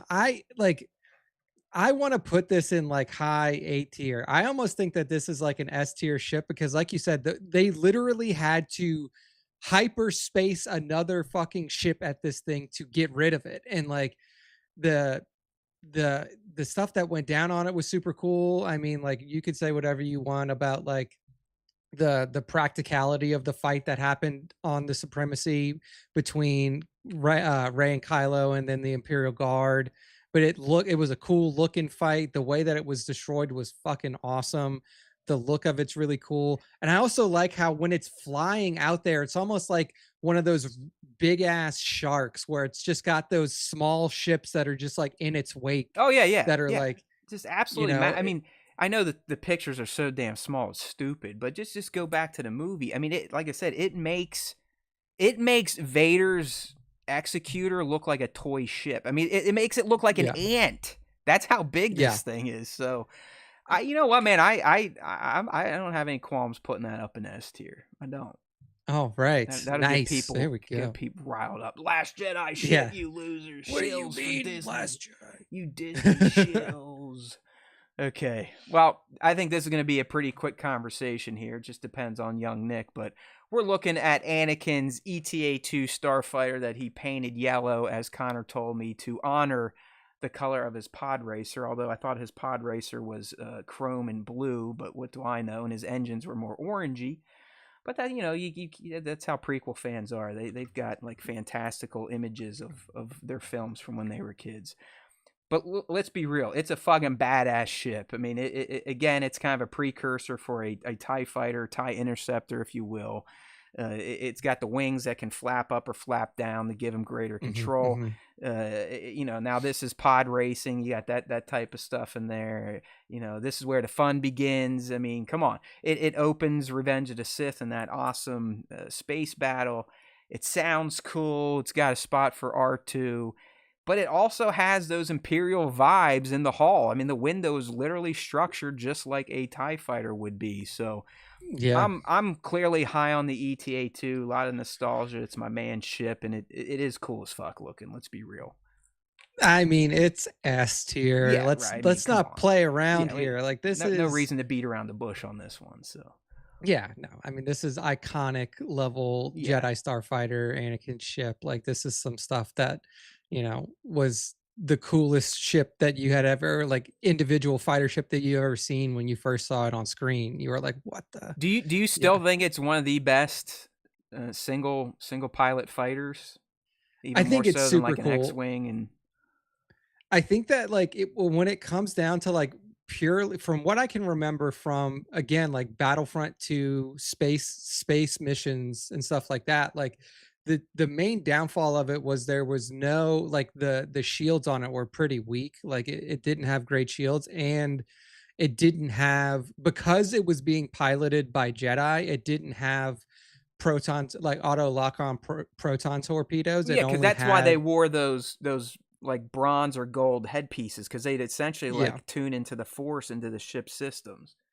Yeah, exactly. So like the weaponry is not as good as an X-Wing, but I think like it was the most maneuverable ship that we've ever seen. Like it was. We saw what Skywalker could do in it, and you know he's a pilot god. So yeah, so watching somebody pilot that is just so fun. Anakin ship, S tier for sure. Very cool. All right, it's up there. It's up there. Everyone, don't worry. Everyone, calm down. Young kids, or you 30-year-olds, calm down. We're not talking shit. We're not talking shit. All right, next one, definitely one of my favorite ships from the OT era, especially its demise when it just nosedives into the side of Death Star 2. I don't know what you call it. I don't know what I'm going to call it now. It's spelled Executor. I've heard people call it the Executor. We're talking about Vader's Super Star Destroyer that we first see in Empire Strikes Back and then, like I said, blows up in Return of the Jedi. But, I know we were just saying it doesn't even compare in size to Snoke's Supremacy, but up until The Last Jedi, this was the biggest fucking capital ship around. I mean, it was absolutely massive. Again, it could be flanked by Star Destroyers and make them look small. It dwarfed anything in the Rebel Alliance's fleet. And it was Vader's whip. I mean, come on. It's called the Executor. Exactly. Let's be real. This thing reaped a lot of horrific things across the galaxy before it blowed up. So this one's easy for me, Nick. You got a counter argument on the Executor here or Executor? I just can't. Yeah, I just can't do it. It's S tier. I mean, it's like just the visuals of it. Like I love the blue glow around but then it has orange top. engines, right? Remember, its engine color was different than the Star Destroyers. Yeah, I mean, it's such a cool design. It like takes this like the standard Star Destroyer design and like sleekens it, makes it a little bit longer. And it is like, it's almost like a dagger that comes down into Death Star 2 and just fucking obliterates it. All at because the end. The shields were down and an A-wing crash lands through the hall into Piet's face. That's right. There you go. All right, good stuff here. Ah, shit. You know what a ship I should have put up for the Superstar for just a regular Star Destroyer when we get there? I should have put up the Chimera instead of just a basic Star Destroyer. But we all know what I meant. Anyways, next one here. I don't even know if Nick knows which ship this is. I might have to remind a lot of people. This is Khmer's ship, and if you look at it, we could argue, Nick, that it's a different type of Sith infiltrator. It had a very similar shape to it. His front was just different. It was open, and he kind of had two wings on the side where the cockpits were at. But it did have those dual cockpits, as we saw. It definitely followed the Sith aesthetic in terms of the ships they fly. We didn't get to see it do much. I mean, when it was crash landing on that, what was it, Kofor or whatever the planet was, where all the crazy shit went down. No, I already forget the names. My brain's so shitty anymore. What do you think? Did you like Khmer's ship? Is it scrap metal? Does it belong in any of the tiers? Yeah, I'm like trying to find like some decent pictures of it. I think it's called the Exile 2. All right. And I mean, it was kind of like you said, like it wasn't quite like I'm kind of leaning like BC tier. Like if you really look at like that ship and like how it looks, and it looks pretty fragile for lack of a better term. Yeah, there's a lot of hull missing. Yeah, like there's a lot of open space. It's not a very big ship from what I can remember. Sleek starship owned by the Sith known as Stranger, aka Khmer. Yeah, I mean, I don't think that this is anything that's super impressive. So I would like my lean is like, B, like low B, maybe even C tier. You know what, dude? If Khmer wasn't piloting it, I'd probably throw it in scrap metal. So let's go with C on this one. I think. There we go. It gets a bump because of its pilot. That's about it. Yeah. I don't think it was anything special. All right. I don't think so. Unfortunately, we didn't get to see much of it in action in season 2, but we got plenty of it in season 1 when it single-handedly takes down an Imperial cruiser. We're talking about Luthen's Fondor Hallcraft that he had so tricked out. I mean, you remember he shredded their communications array with like these little ball bearings almost. It flies like a motherfucker. It dog fights like a motherfucker. It sounds like a motherfucker. How many motherfuckers can I say at once before we get banned? I love the shit, man. I remember when we watched season 1 of Andor, and a lot of people were like, "Oh, look at Luthen's ship! It's awesome. It's one of the coolest new ships we've seen." And I still feel that way, even though it was relegated as a set piece in season 2 for a few scenes between Andor and Luthen. But I love the Fondor Hallcraft, especially its little ball computer. It's got Luthen's wigs and wardrobe in it. It's kick ass to me. Yeah, it's super cool. It's super cool. Just because we haven't seen a ton of it, I'm leaning A over S. But yeah, I mean, I think it's definitely up there. I think that what we saw of it was super impressive. In my opinion, it's not like the sleekest looking ship. I mean, No, it looks yeah. cool. It's boxy. Um, It's a little boxy. yeah, little boxy, not as like aesthetically pleasing as some of the other ones, but it's got it where it counts, coming from Han Solo. But I would say A tier. I would say A tier for this. Oh, damn it. Nick, I can't get that action scene out of my head from season 1 where he literally takes on that cruiser and lives easily and dogfights 2 ties. Just one man piloting it too. So yeah, I guess I can agree on A the more I think about it. Yeah, fuck it. For the sake of time, we'll A tier Luthen ship. Doesn't make me feel good. But, sometimes you got to compromise on shows like this. All right, next ship here. I think it first popped up in the Clone Wars. We then got to see it in live action in The Mandalorian. Then, of course, in Season 3 when Bo became a main player. But we're talking about the Mandalorian Gauntlet, specifically Bo-Katan's ship. They kind of had an angular shape to them, but they also can land and flip their wings up. They're more than just a starfighter. They seem like an actual ship. It's not just a snub fighter that's meant to dogfight and then go dock with its mothership. I mean, it is a ship. It is Bo's ship, and she is essentially the queen of that planet she was hanging out on. So it's a Mandalorian class starship, so it's probably loaded to the gills with defensive and offensive capabilities. It looks cool. Its wings can change their direction, and we did see it in action a bit in The Mandalorian. So I love the Gauntlet. What do you think about these Mando ships? Yeah, I'm leaning A tier on this one too. I really like the design of it. It almost looks like what's the name of the energy blade in Halo, like to a certain degree. Like Nick, I'm realizing today I'm either in serious brain fog or I need to go get a dementia check because I cannot recall shit right now. I even forgot who played Dooku for like 20 minutes. I could not regurgitate Christopher Lee. So Mr. Lee's name, yeah. Yeah, I know what you're talking about, but I can't comment with any certainty here. I can't. Like I was today. Halo energy, so I think it's just called an energy sword. Yeah, that's all it is. Just called an energy it's sword. very angular and kind of axe head looking as well. So yeah, very sharp. I love the design of it. I mean, like I'm leaning like high, like high A tier. I really like the design of this ship. I know that it has really good battle capability. I like the design of this ship. And I know that Luthen ship is probably better in terms of like fighting capability, but I love the way that the Gauntlet looks. I think the look of it is super nice. I'm with you. It earns an A. All right, next up, we talked about the solar sail. Now we got their actual fighters, the Geonosian starfighters. Very minimalistic, okay, as an insect-like race probably would go with. So I do appreciate that. It's essentially, it looks like 2 sharp pieces of bread levitating with a glass globe in between them. It really is kind of a very cool design. I don't know how practical it was because it looks like you get one shot on the cockpit and the whole thing will explode because it's just a fishbowl.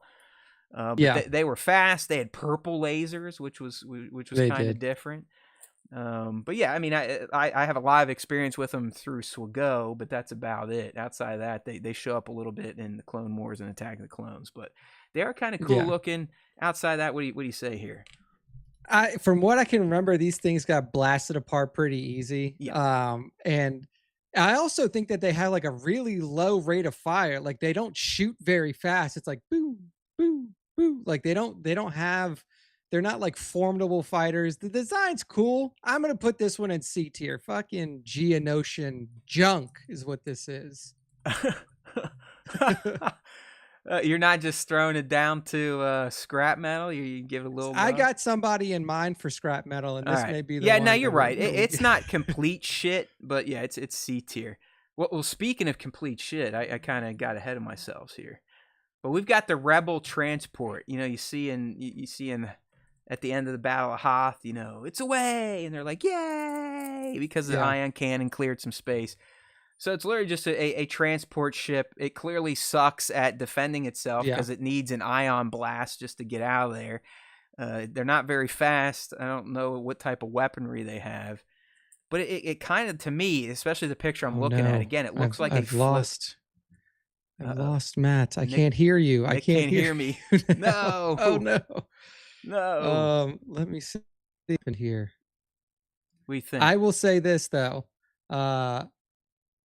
Let's see. For this one in particular, I'm going to say that I think that it's probably scrap metal because it can't really do anything. Like you said, it has to be taken over by somebody else. Like there's no way, or it has to be protected by other ships to be able to make its way out. So for that one in particular, I'm going to say that likely scrap metal because it can't protect itself. It needs somebody else to really take over and protect it as it leaves. It's too big. It's just really slow moving. Yeah. So I'm going to say that one is scrap metal. And I think I might be able to fix my audio. All right. Let me know if you. All right. Now you're good. I can hear you now. Okay. So we're good. Was that? Did you like bump something, or is that our fucked up control room just doing what it wants to? No, I think. Yeah, I think just my headset just disconnected for a second, or my earbuds just disconnected. But I'm good now. You almost gave me a heart attack. But yeah, screw this thing. It sucks. Like I said, I mean, it looks like a floating whale, and it moves like a whale. So that's a scrap metaler. All right, scrap metal. This next one we only saw it once, but it has a very iconic moment in Rogue One. We're talking about the Hammerhead Corvette, which literally was built to just ram into other Star Destroyers or other big ships, and it's this little tiny Corvette, and it manages to push a Star Destroyer into another Star Destroyer, which cascades into Scarif's shield wall to open it up to ensure that the message can be transmitted from Jyn and Cassian. It's a very cool moment. It's a great visual, and the fact that the Rebels built a ship literally to just ram into the bigger Imperial ships speaks volumes about their ingenuity and their just desire to win. So it has great moments, even though it was very sparsely used in Star Wars canon. Yeah, I'd say pound for pound, this thing is like the strongest ship that we've ever seen.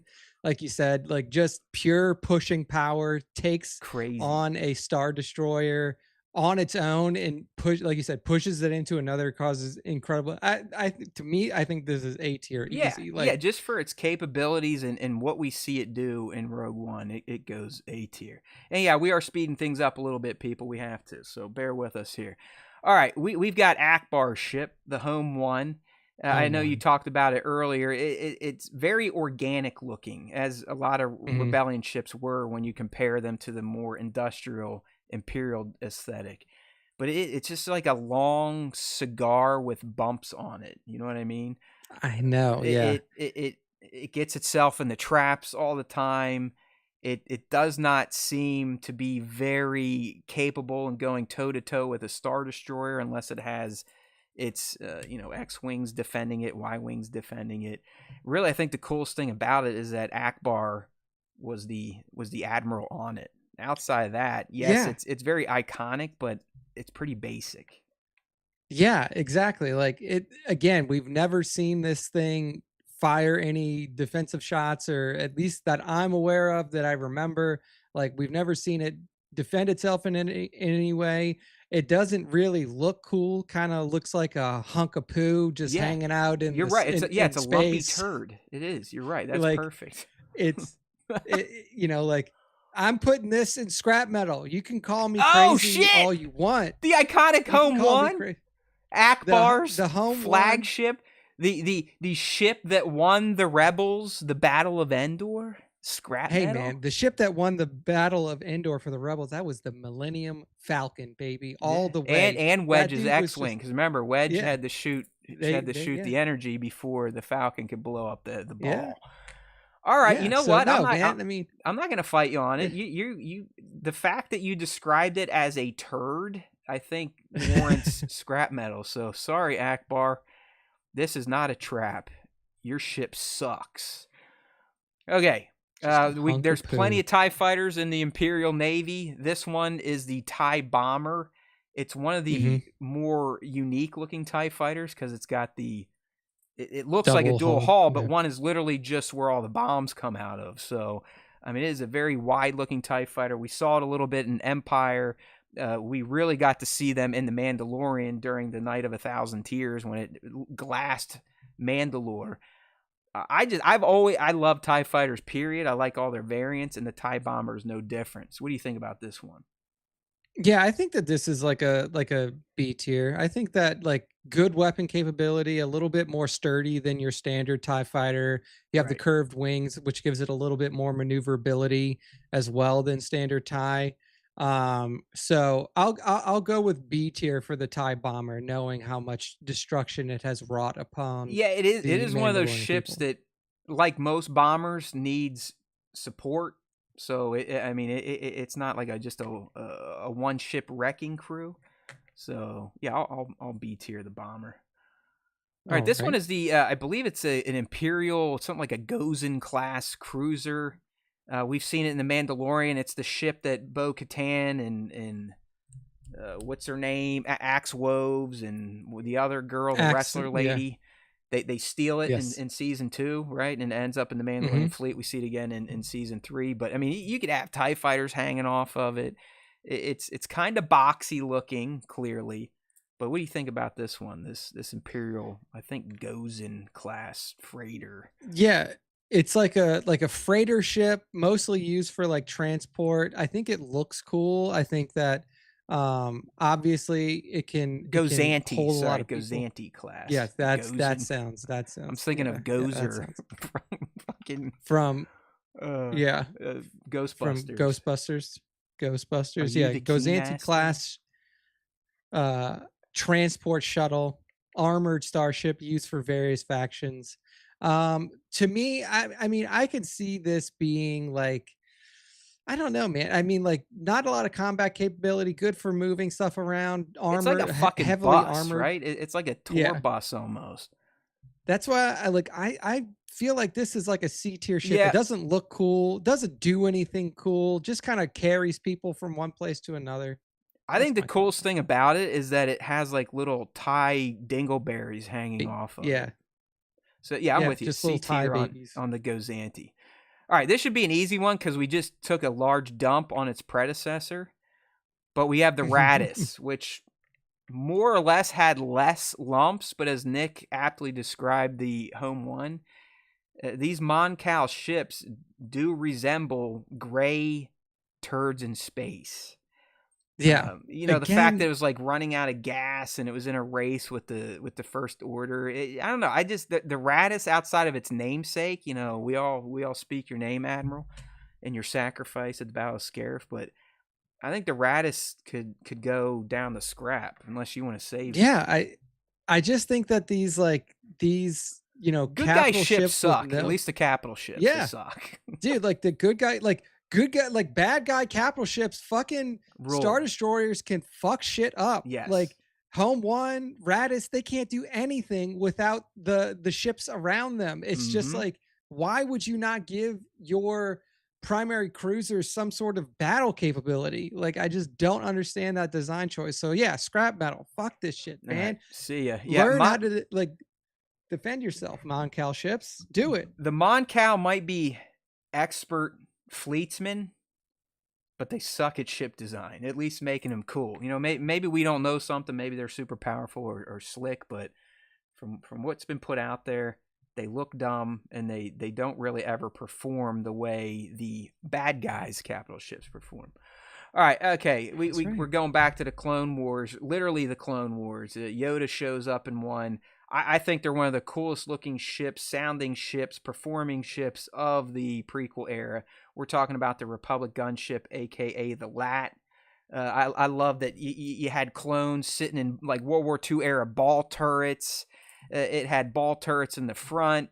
You could land real quickly and drop off ground forces, or they could jump on and take off. It can go to space. It can, fight down on the ground. I just think it looks cool as shit. It's highly capable. and the clones pimp these things out. I mean, some of them would paint like shark faces on them. I love the Republic gunship, man. Yeah, dude. Typically, like troop transport ships like this don't have the offensive capability that the Republic gunships have. So I'm putting it in S tier, dude. Like we've seen these things on the battlefield at Geonosis, like on Geonosis, just like literally take their fucking ball laser and cut other ground vehicles in half. Exactly. Like just, and then you, like you said too, like you have the people that are manning the turrets, but you're also like the sides open and you can fucking shoot out the sides like a helicopter. Just like all around. It is a war machine. It is a war machine. The Republic knew how to make war machines, which should not surprise anyone because they end up making the Imperial fleet. So. Exactly. And the sound alone, man, it's like that. I mean, it's just got a great sound and engine. So yeah, the Republic gunship is an easy S tier selection. All right, this next one, it wasn't long for Star Wars, but it was majestic looking. We're talking about Padme's, I don't, maybe this is a cruiser, I don't even know. I mean, but that big ass ship that opens Attack of the Clones, that lands on Coruscant and then is unceremoniously blowed up from, the bounty hunters after Padme. But again, it's got that Naboo look. It's all chromed out. It's massive. It really feels kind of like a World War II era bomber, with the 4 engines and all that fun stuff. It also has a great sound. But what do you think about the Padme's senatorial ship from AOTC? Yeah, it's a cool looking ship for sure. Like there's no doubt that it's an awesome like visual representation of a ship. Can you hold on one sec? When somebody just walked in my house, I think. All right. Yeah, I'll keep rolling just to keep the time going. While Nick's gone, I mean, I think he was going to say, yeah, it looks cool, but looks aren't everything in life. So I'm taking Padme's senatorial ship to B tier. All right, the next one. This is I would say, the newest ship to grace the Star Wars fandom and the Star Wars franchise. And it had two forms. All right, it had 2 forms. It had its original form that we were first introduced to at the beginning of Skeleton Crew. And then it had its butterfly moment when it came out of that cocoon on its cocoon on Lapuna.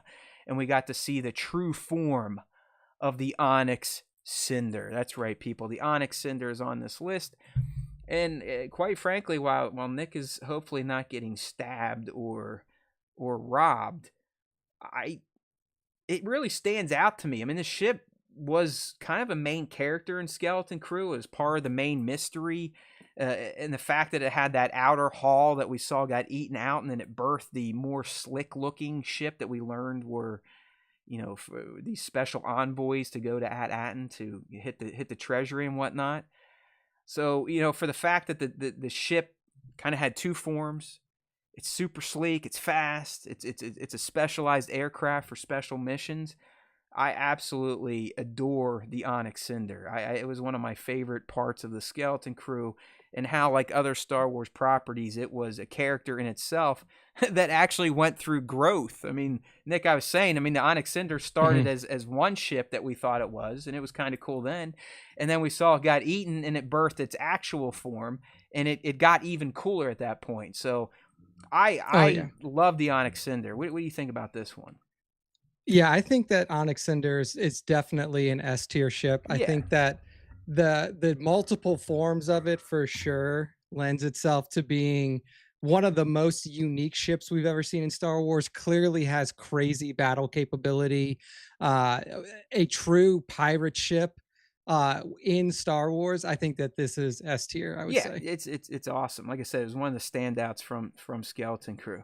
All right, next one, kind of legendy here. It's Dash Rendar's ship, the Outrider. I mean, obviously nods to the Falcon. I believe it's another Corellian-made ship, so it's got kind of those vent panels on the back and the blue engine light. It is kind of cool looking. I mean, I know it's a ship that shows up in Swago, not sure elsewhere. You get looks at it outside of maybe comics or Legends books. So do you like Dash's ship, or is this a turd bag?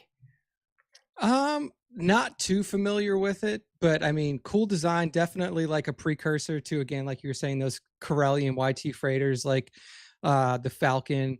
I think that it's probably like Dash himself is like another like super good pilot. I'm leaning like maybe high B, low A tier. Yeah, I'll do B just because of its lack of exposure in actual canon, if you know what I mean. Yeah, for Okay, sure. next one. I'm sure a lot of people struggled to figure out what it is, but this is the Phantom 2. This is like the ship that can detach from the Ghost. The reason it's called the 2 is because it's actually a repurposed Trade Federation shuttle, which it kind of gives it some extra bonus because it's got some history. But it's a cool little ship. I mean, we saw it most recently in Ahsoka when Hera and Chopper were on Corellia, kind of chasing after the bad guys, and Chopper's wanting to blow up all of Corellia to try and stop them. The fact that it can dock on top of the Ghost and kind of seal in so it's quasi-transformer-like. But outside of that, I mean, it's mostly like nostalgia and functionality for this one. Yeah, I'm leaning towards B tier for this one because, like you said, it really can't like get around by itself. Like it has limited mobile capabilities. Like obviously decent in a dogfight, especially if it's like deployed off the Ghost and they're fighting together. And it's got a decent little design to it. But yeah, I would still say like B tier. Yeah, Just given I'll it's do like B limited, just because it's mobility. part of the Ghost, and I think Sabine would pilot it a lot. Chopper loves riding in it. All right, next one here. Again, it might not be clear, but this is Kyle Katarn's upgraded ship. He used to fly the Moldy Crow, as I found in my research. Great ship name. But he upgraded to the Ravenclaw, which I believe is what he's driving in the Jedi Academy games, Nick. So it's a pretty sleek ship. It's very, very thin with 2 big engines at the back. Not much to it. What do you think of the Ravenclaw? Yeah, I mean it's a cool looking ship for sure. I don't remember much of its capabilities. It's kind of got like a downturned nose to it.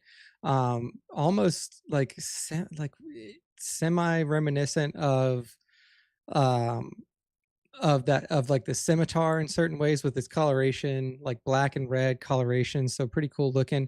I would probably say like B tier for this one as well, just because I'm not super familiar with its capabilities. But it does look cool. Yeah, I mean, it kind of looks like when we used to have Concords here on Earth. It kind of looks like that, but from Star Wars. Yeah, So yeah. we can B tier that one just for its look. All right, we're gonna have to pick this pace up. So some of these, Nick, are gonna be rapid fire unless we need to Oh talk yeah. about them. But up next, it's the Razor Crest. I mean, S It's tier, right? I mean, it's S tier. It's the there's S tier, no baby, debate for here. sure. Yeah, Amando Mugshot's absolutely. got a good comment on this one coming up. I'm not going to steal his thunder, but he describes it perfectly. All right, next up, I always wondered like how the hell this thing even flies and why it would be designed this way, because it looks like it could be cut in half with a pair of scissors. But I'm talking about Yeah. the Rebellion frigate, kind of their Yeah, medical frigate, which just had a very skinny little, it looks like a bar that connects its engine to its hull. yeah, this is another one where I was like, again, like how does it even fly? It almost looks more like a space station. Yeah. I'm gonna put this in C tier, dude. If this is your like, you have to be like, I understand it's a medical frigate, but you got to be able to move if you're trying to help Yeah, people. that Like you thing can't. looks so slow, even in space. I know Yeah, one gets fucked up pretty early on in the Last Jedi. So yeah, that's a yeah. C tier, borderline scrap metal. All right, moving back to the Wing series, we got the A-Wing, one of the fastest of the Rebellion ships. They make them all the way to the sequel era. You can argue one of them was responsible for taking out Vader's Super Star Destroyer because the dude kamikazed it. Did you like the A-Wing when compared to its wing brethren? Dude, big fan of the A-Wing. Big fan of the A-Wing design. Very similar to Jedi Starfighters. I'm Sure, gonna put this in A, all right. along with its name. A-Wing for A tier. I think that is very apropos. All right, we got 3 seasons of this one. It's an Omicron class shuttle called the Marauder. We know our Bad Batchers used it as their home for a while until they ended up on that goofy island. But it's one of the cooler looking shuttles from the Republic era. It's very angular, triangular. It's got that pointy hull. Gonki lived on it. Omega had her little room there. I mean, it was almost like a home. So what do you think about the Marauder? Marauder, yeah. I mean, I love the Marauder. I think that this was something that really stood out in terms of like Bad Batch and them having their own space, like you were saying. So I say Marauder is A tier as Yeah, well. A tier. I'll tell you what, this next one's going to be quick. We just got to see it in action. It kicked off Andor Season 2 for us. It was kind of a comic introduction, the way Andor was stealing it. But the fact that it has its own turbo lasers and you can use them on ground troops that are 20 yards away, it just looks so fucking rad. We're talking about the TIE Avenger, man. I mean, I think looks alone, how it was portrayed in Andor, it may be an easy S tier. I think it's S tier as well. Yeah, you got to put it up there. Got to put it up there. Same for this next one, man. I mean, it's just like it's not even worth debating. It's such a classic and iconic ship. I mean, we could argue that its design's kind of silly that you have to take off staring up into the sky. But that's also part of its charm, the way the Slave One has to be piloted. Literally, like you're essentially floating in the ship as you're piloting it. So Slave One, I mean, it made it through Django and in the Clone Wars era, the prequel era, all the way up into we're now in the, I don't want to say the Mandoverse era. It's still out there, still kicking. I mean, it's got the seismic charge. That's all you need to know for S tier, right? Yeah, S tier indeed. Next one, you could argue I probably should have left this for ground vehicles because I do not know if snow speeders can fly in space, but yeah, I don't think that that's what I was gonna say. I don't know if they can solo fly in either way. I fucked it up, but it was one of my most favorite ships from the OT. I always wanted the toy, never could get it. My dad had the cool miniature, never would let me open the box. I've always been mesmerized by the snow speeder. So even though it's illegal on this list, I'm still holding it in high regard. What about you? Yeah, I mean, I really like. It's an iconic ship, right? Like this thing took down AT-ATs. It's S just tier. like I mean, it's S tier. S tier, easy S tier. Easy Even though S it tier. can't fly in space, S tier. Here's another one, and I teased it earlier. The Imperial Star Destroyer. It literally kicked off Star Wars for everyone in '77. It's the first thing you see coming over. Well, I guess the Corellian Corvette's the first thing you see, but then you see this hulking beast come through. Look how damn cool they are. I mean, to me, there's like a great white shark feel to it. They're almost a face in them. Star Destroyer, S tier. S tier. Yeah, easy, S tier. You know what? I just talked about it. It too should get the same credit that the Star Destroyer gets, but Leia's Corellian Corvette that makes it all the way to the end of Tross is also S tier, just through its nostalgia. Yeah, I mean, come on. That's where the Death Star plans. I mean, that kicked off Star Wars for a generation. Yeah, for everybody. Hey, spoiler alert, another S tier. We've got another famous freighter. I've got the 118 scale or the 118 scale sitting right next to me right now, and it is Hera's Ghost. Yeah, of course. S tier. Okay, this one might not be familiar, but this is Palpatine's Theta-class shuttle that he used to go pick up Anakin. So it kind of looks like the Marauder, but it is different. His hull is all glass. You know, we really only get to see it as he picks up Anakin, then drops him off on Coruscant. So not a lot of shelf life for Palpatine's clone or prequel era shuttle. What do you think here? Scrap, CD? I would say B tier. I mean, it's, you know, like you said, similar to design to the Marauder. We didn't get to see it much, but we know that Palpy probably had that thing tricked out in some way if he's bumping around. I mean, listen, a lot of these shuttles look rad. I love shuttles, and when we get to the Lambda class, it's instantly going S tier. But before that, we've got a lot of ties to get through real quick. TIE Defender, you get it in Rebels. You know, you've heard about it through some of the Thrawn stories. He argued this would have been the way to beat the Rebel Alliance, not a Death Star. And if he was the actual Thrawn and not Tic Tac Thrawn, we know he's probably right. So they got the 3 wings on the TIE. They got defensive capabilities, offensive capabilities, and I believe hyperspace. So what do you think about the Defender, Nick?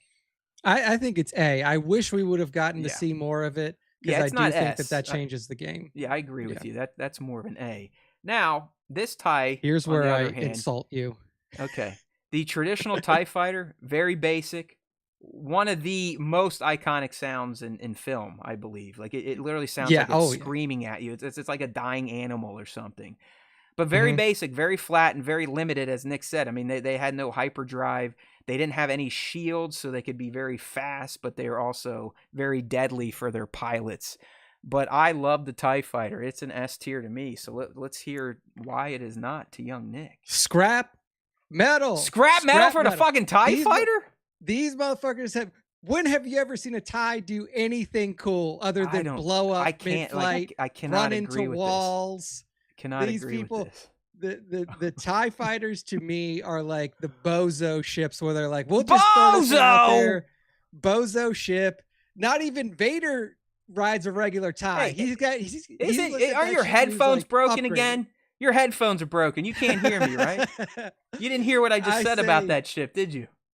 Scrap. I agree that the sound is good, but the fighting capability, bad. I say scrap metal, but we could meet in the middle somewhere on this, Matt. I feel like. Oh, dude, fuck the middle. We're going 2/3 on my side. I can't put this. Right. I can't even put the TIE Fighter in C tier. I'm sorry, I can't do it. We'll do A tier. I will compromise. Okay, but I want people to know my stance. There, he's got it out. It's on record. He is doing this begrudgingly. I would have put the TIE Fighter in the S tier, but I will acquiesce and drop it to A.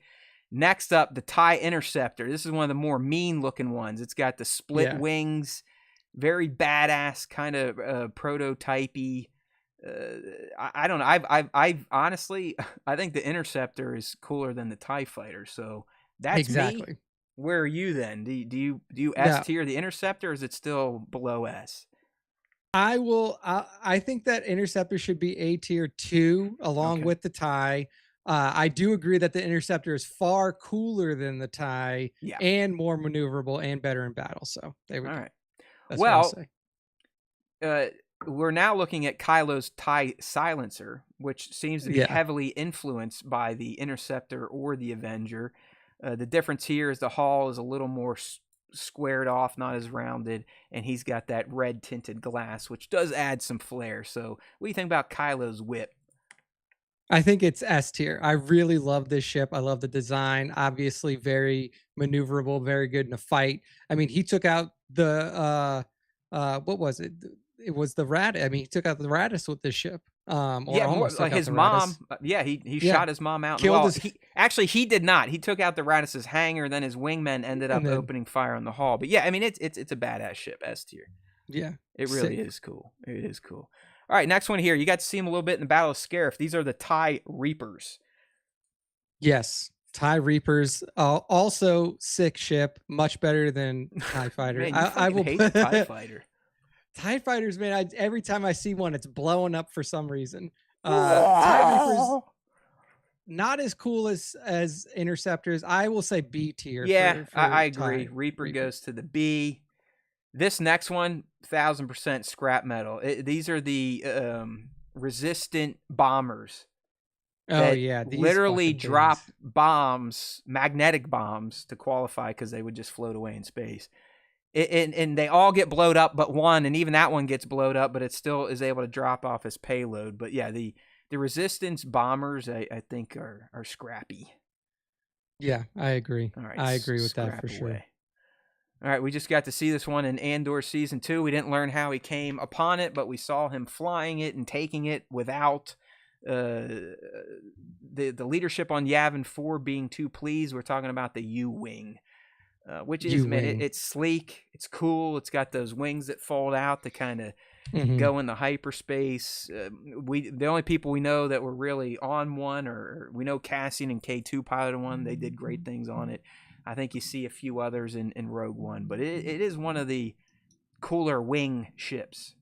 Yeah, I love the deployable wings, like you said. So I'm A or S tier here. I think that this ship has a lot of good maneuverability, a lot of good fighting capability. We've seen some cool shit done with it. So A or S for me. Yeah, I'll do A on the U-Wing. I don't love it that much to throw it in the S, but it definitely deserves A.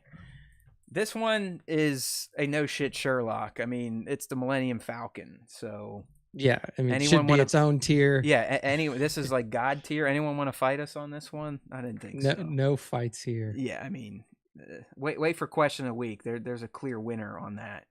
This is same argument I think can be made for the next few ships as well. We're now looking at Vader's TIE Advanced. Only he flew this type of TIE. Even though he kind of gets spun out in A New Hope, he still looks badass in it. I love the way it sounds. I love the way it looks. It looks even better when it's flanked by 2 TIE fighters. So Vader's TIE Advanced to me is S tier.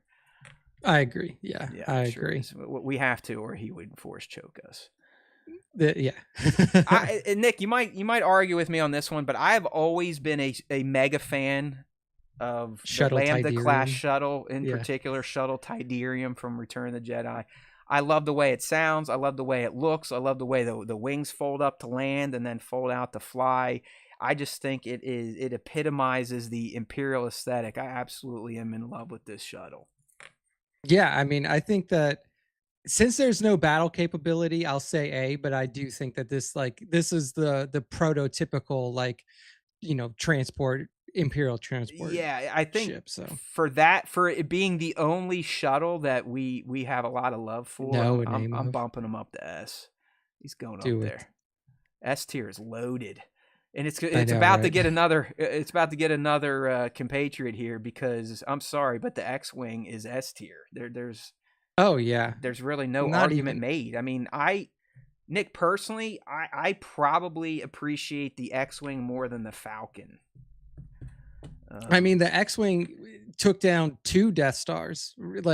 Took down Death Star 1 and Death Star 2. We've seen it blow up so many of those scrap metal TIE fighters. That Luke Skywalker's ship of choice, Red 5. Yeah. I mean, come on. Of course. I mean, too many famous pilots Wedge Antilles, Biggs flew X-Wing. Everybody, all your favorites flew X-Wing. Poe Dameron, X-Wing Ray ends fighter. up with Red 5. So yeah, I mean, the X-Wing, I don't care which version of it, is S tier.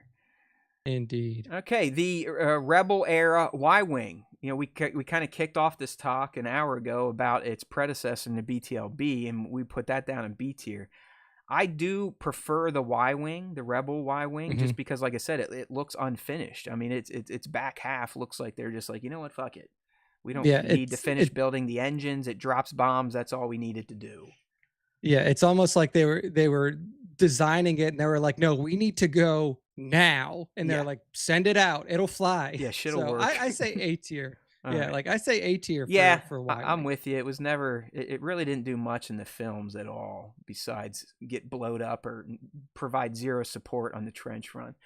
And last but not least, we made it through all 60 of the most iconic starships from Star Wars, and it is a First Order Star Destroyer, a little bit bigger, a little bit squattier than an Imperial Star Destroyer, but nonetheless, it kind of maintained the aesthetic. It had that triangle look, but I'd say not as cool looking as the OG Star Destroyer. How about you? I agree. I think that I would go A or B here, because I don't like the squat. It almost looks like a sandwich that somebody squished. 100%. Yeah, it looks like they just took it and smashed it in between their hands and tried to watch the bread reform itself. So I'm comfortable putting this one down at B tier and ending this segment. There's our list. I'll make sure to save it, and it'll be in the podcast post for this episode. But real quick, before we move into the fan segment to close out this episode, let's see what the fans voted on in our own poll, because we always share with our fans. So in S tier, they got Razor Crest, Death Star, Slave One, Star Destroyer, Falcon, ETA-2, LAT, Avenger, Ghost, OG TIE, there you go, Nick, U-Wing, X-Wing, N1, Republic Cruiser, TIE Interceptor, Imperial Shuttle. A tier, we've got the Corellian Corvette, Maul's ship, the Marauder, Vader ship, you bums, Ahsoka's ship, the BTLB Y-Wing, we've got Padme's ship, the Tri-Shooter, the Supremacy, the Executor, the TIE Bomber, the Silencer, the Y-Wing, the ARC-170, and a Snowspeeder. And B tier, B-Wing, Vulture, Khmer ship, the Radis, Padme's ship from Clones, Palpatine shuttle, the Reaper, the Gauntlet, Home One, the Fondor, the Outrider, the Frigate, the First Order Destroyer, and Kylo's command shuttle. And C tier, they got the Geonosian Fighter, the Ravenclaw, that goofy shuttle from Clone Wars, the CIS ship, droid ship, Ebenhawk, Gozanti, the Phantom 2, A-Wing in C. Wow. Defender in C. Wow. Defender in C. The Resistance bomber in C. That's too much. And Luthen's Fondor in C. Holy crap! Wow. You guys are evil. These people don't know what they're talking about. They put the Hammerhead in scrap metal. Yeah. The Hammerhead took on. Come on, you people are mean. People, okay, you guys are mean. Yeah, and the scrap metal, like Nick said, we got the Hammerhead, the Rebel transport ship, and Count Dooku's Solar Sailor. So thanks for playing along, but now it's time to close out this episode with our fan segment. We do it every week. There's 2 ways to get into it. We got the question of the week, which we will post on our social feeds. Just make sure you're following and you have notifications turned on for our posts. We just ask you a question related to our main topic. So naturally this week we wanted to know from the fans, what's your favorite starship, Nick? So what did they have to say in response? All right. Michael Kramer, Mac122198 says, my most favorite starship has to be the Millennium Falcon because it was the very first toy starship I've ever owned. Lucky and it Michael. Got me into Star Wars. There you go. Fair enough. Good stuff.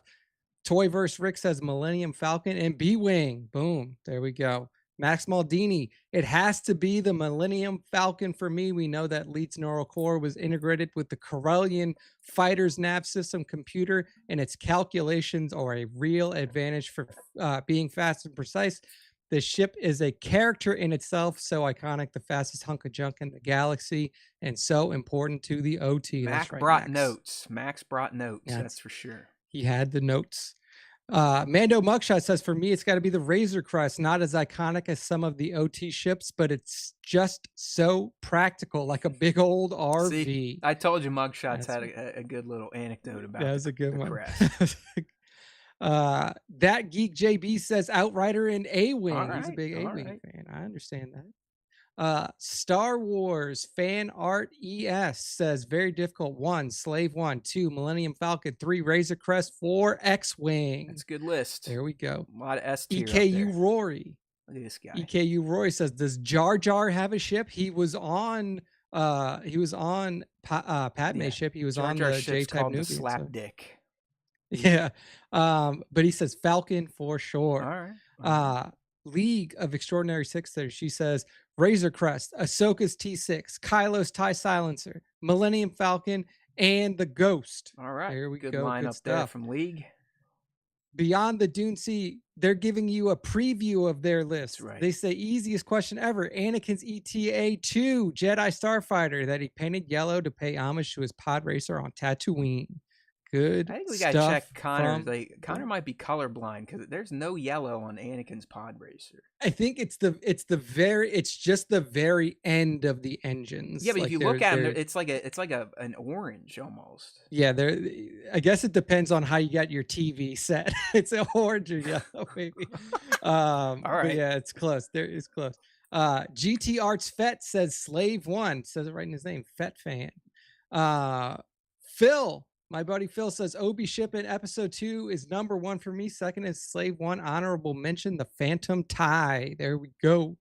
Good stuff from Phil. And then Based and Brazen, aka B Matt, says top 3: Ghost, Falcon, Anakin's ETA-2. Boom. So it's a lot of coverage. I mean, it's very clear where the fans' hearts lie when it comes to Starships. Oh, yeah. Millennium Falcon always up there. So thank you all for responding to the question of the week. Get involved. Follow us at StarWarsTime.show on Instagram or on our YouTube or on our Discord. We pull them all from there. Next up, we have the top 5 Star Wars fan arts features of the week. Same thing. Follow us at StarWarsTime.show on Instagram and tag us. Tag at StarWarsTime.show on your Star Wars Instagram posts. First up in the top 5 this week is JZHZ6669 hitting us with masterpiece.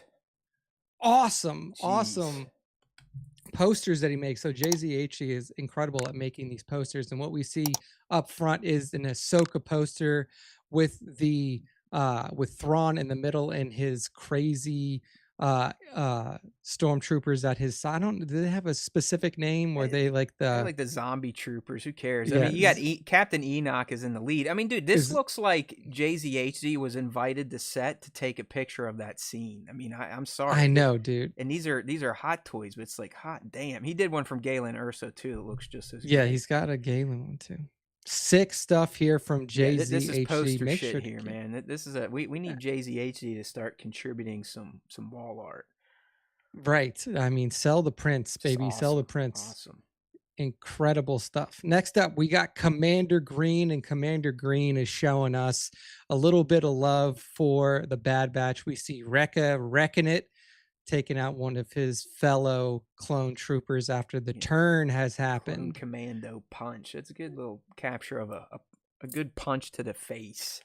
Yeah. From Commander Gree _N on the gram. That's right. Next up, we got Dank Ferrick toys. Dank Ferrick's one of our faves over here, and he's hitting us with an awesome Darth Vader in motion shot. This is clearly on this is the same place where he was fighting Kenobi, so he's already like probably thrown Kenobi into that big rock hole, walking up towards him with the lightsaber ignited. Soft goods are whipping in the wind. Awesome looking shot of Vader here. Yeah, man. Dank Ferrick. It's Vader. Toys. It's a good shot. What more can you ask for in life? So kudos to Dank Ferrick .toys on Instagram. That's right. Next up, we got Paul. Clickers, damn it. Clickers. The last two of them are clickers.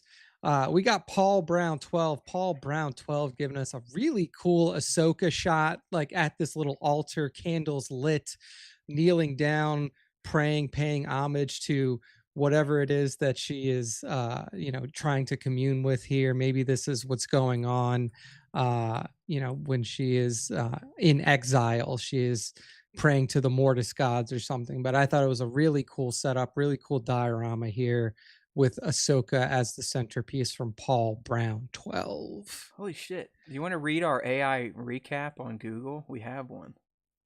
Oh, man. What does it say? This is kind of cool. Hold on. Let me port it over to the screen. People can see. Sorry, I know we're already going long here. I was trying to pull up Instagram so I could get the other one staged, but then I saw this. Look at this.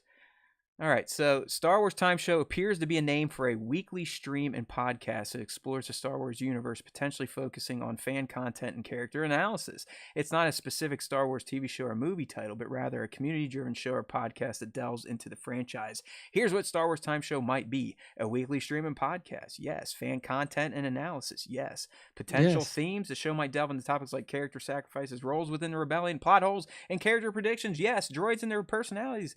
Look at us. To get a better understanding, you check out the Instagram page. All right, cool. The AI has, there you go. The AI has assimilated us. I like it. Yes. Not bad AI. Not bad, Gemini. That was pretty good. All right, Nick, I am back to Grease shot. All right, yes. And then to close out this week's top 5, we have Grease 01 hitting us with an awesome look at some of our old school clone troopers before the turn to the Empire. The 212. In battle. Looks like they're on Utapau. This is Kenobi's unit, correct? Nailed it. Yes. There we go. Kenobi's unit coming to support him on Utapau while he's fighting General Grievous. Awesome looking shot from Grease 01 here. And hey, that's it. That's the end of the top 5, and that's the end of our show for this week. So Matt, go ahead and close us out. Woo! All right, everyone. So I know that was a long one today. It's probably our longest one in quite some time. So I apologize, but it was fun. I mean, I like talking about Starship. So next week, tease you, we'll probably be doing another tier list here and possibly analyzing the coolest land vehicles. Right? Let's talk some AT-ST, land speeder bikes. You never know what'll make the list, but I'm thinking that's what we'll be doing next week. But you can always stay in tune with the Star Wars Time Show in between shows through our social networks on Instagram, Twitter, YouTube, Discord, and TikTok. We post show clips daily, sometimes multiple clips a day. You never know what you're going to get from the SWTS. But we believe in the mantra that there's always time for Star Wars time, and we are here to ensure that Star Wars time is always a part of your life. So don't forget, if you listen to the Star Wars Time Show, the Force will be with you. always.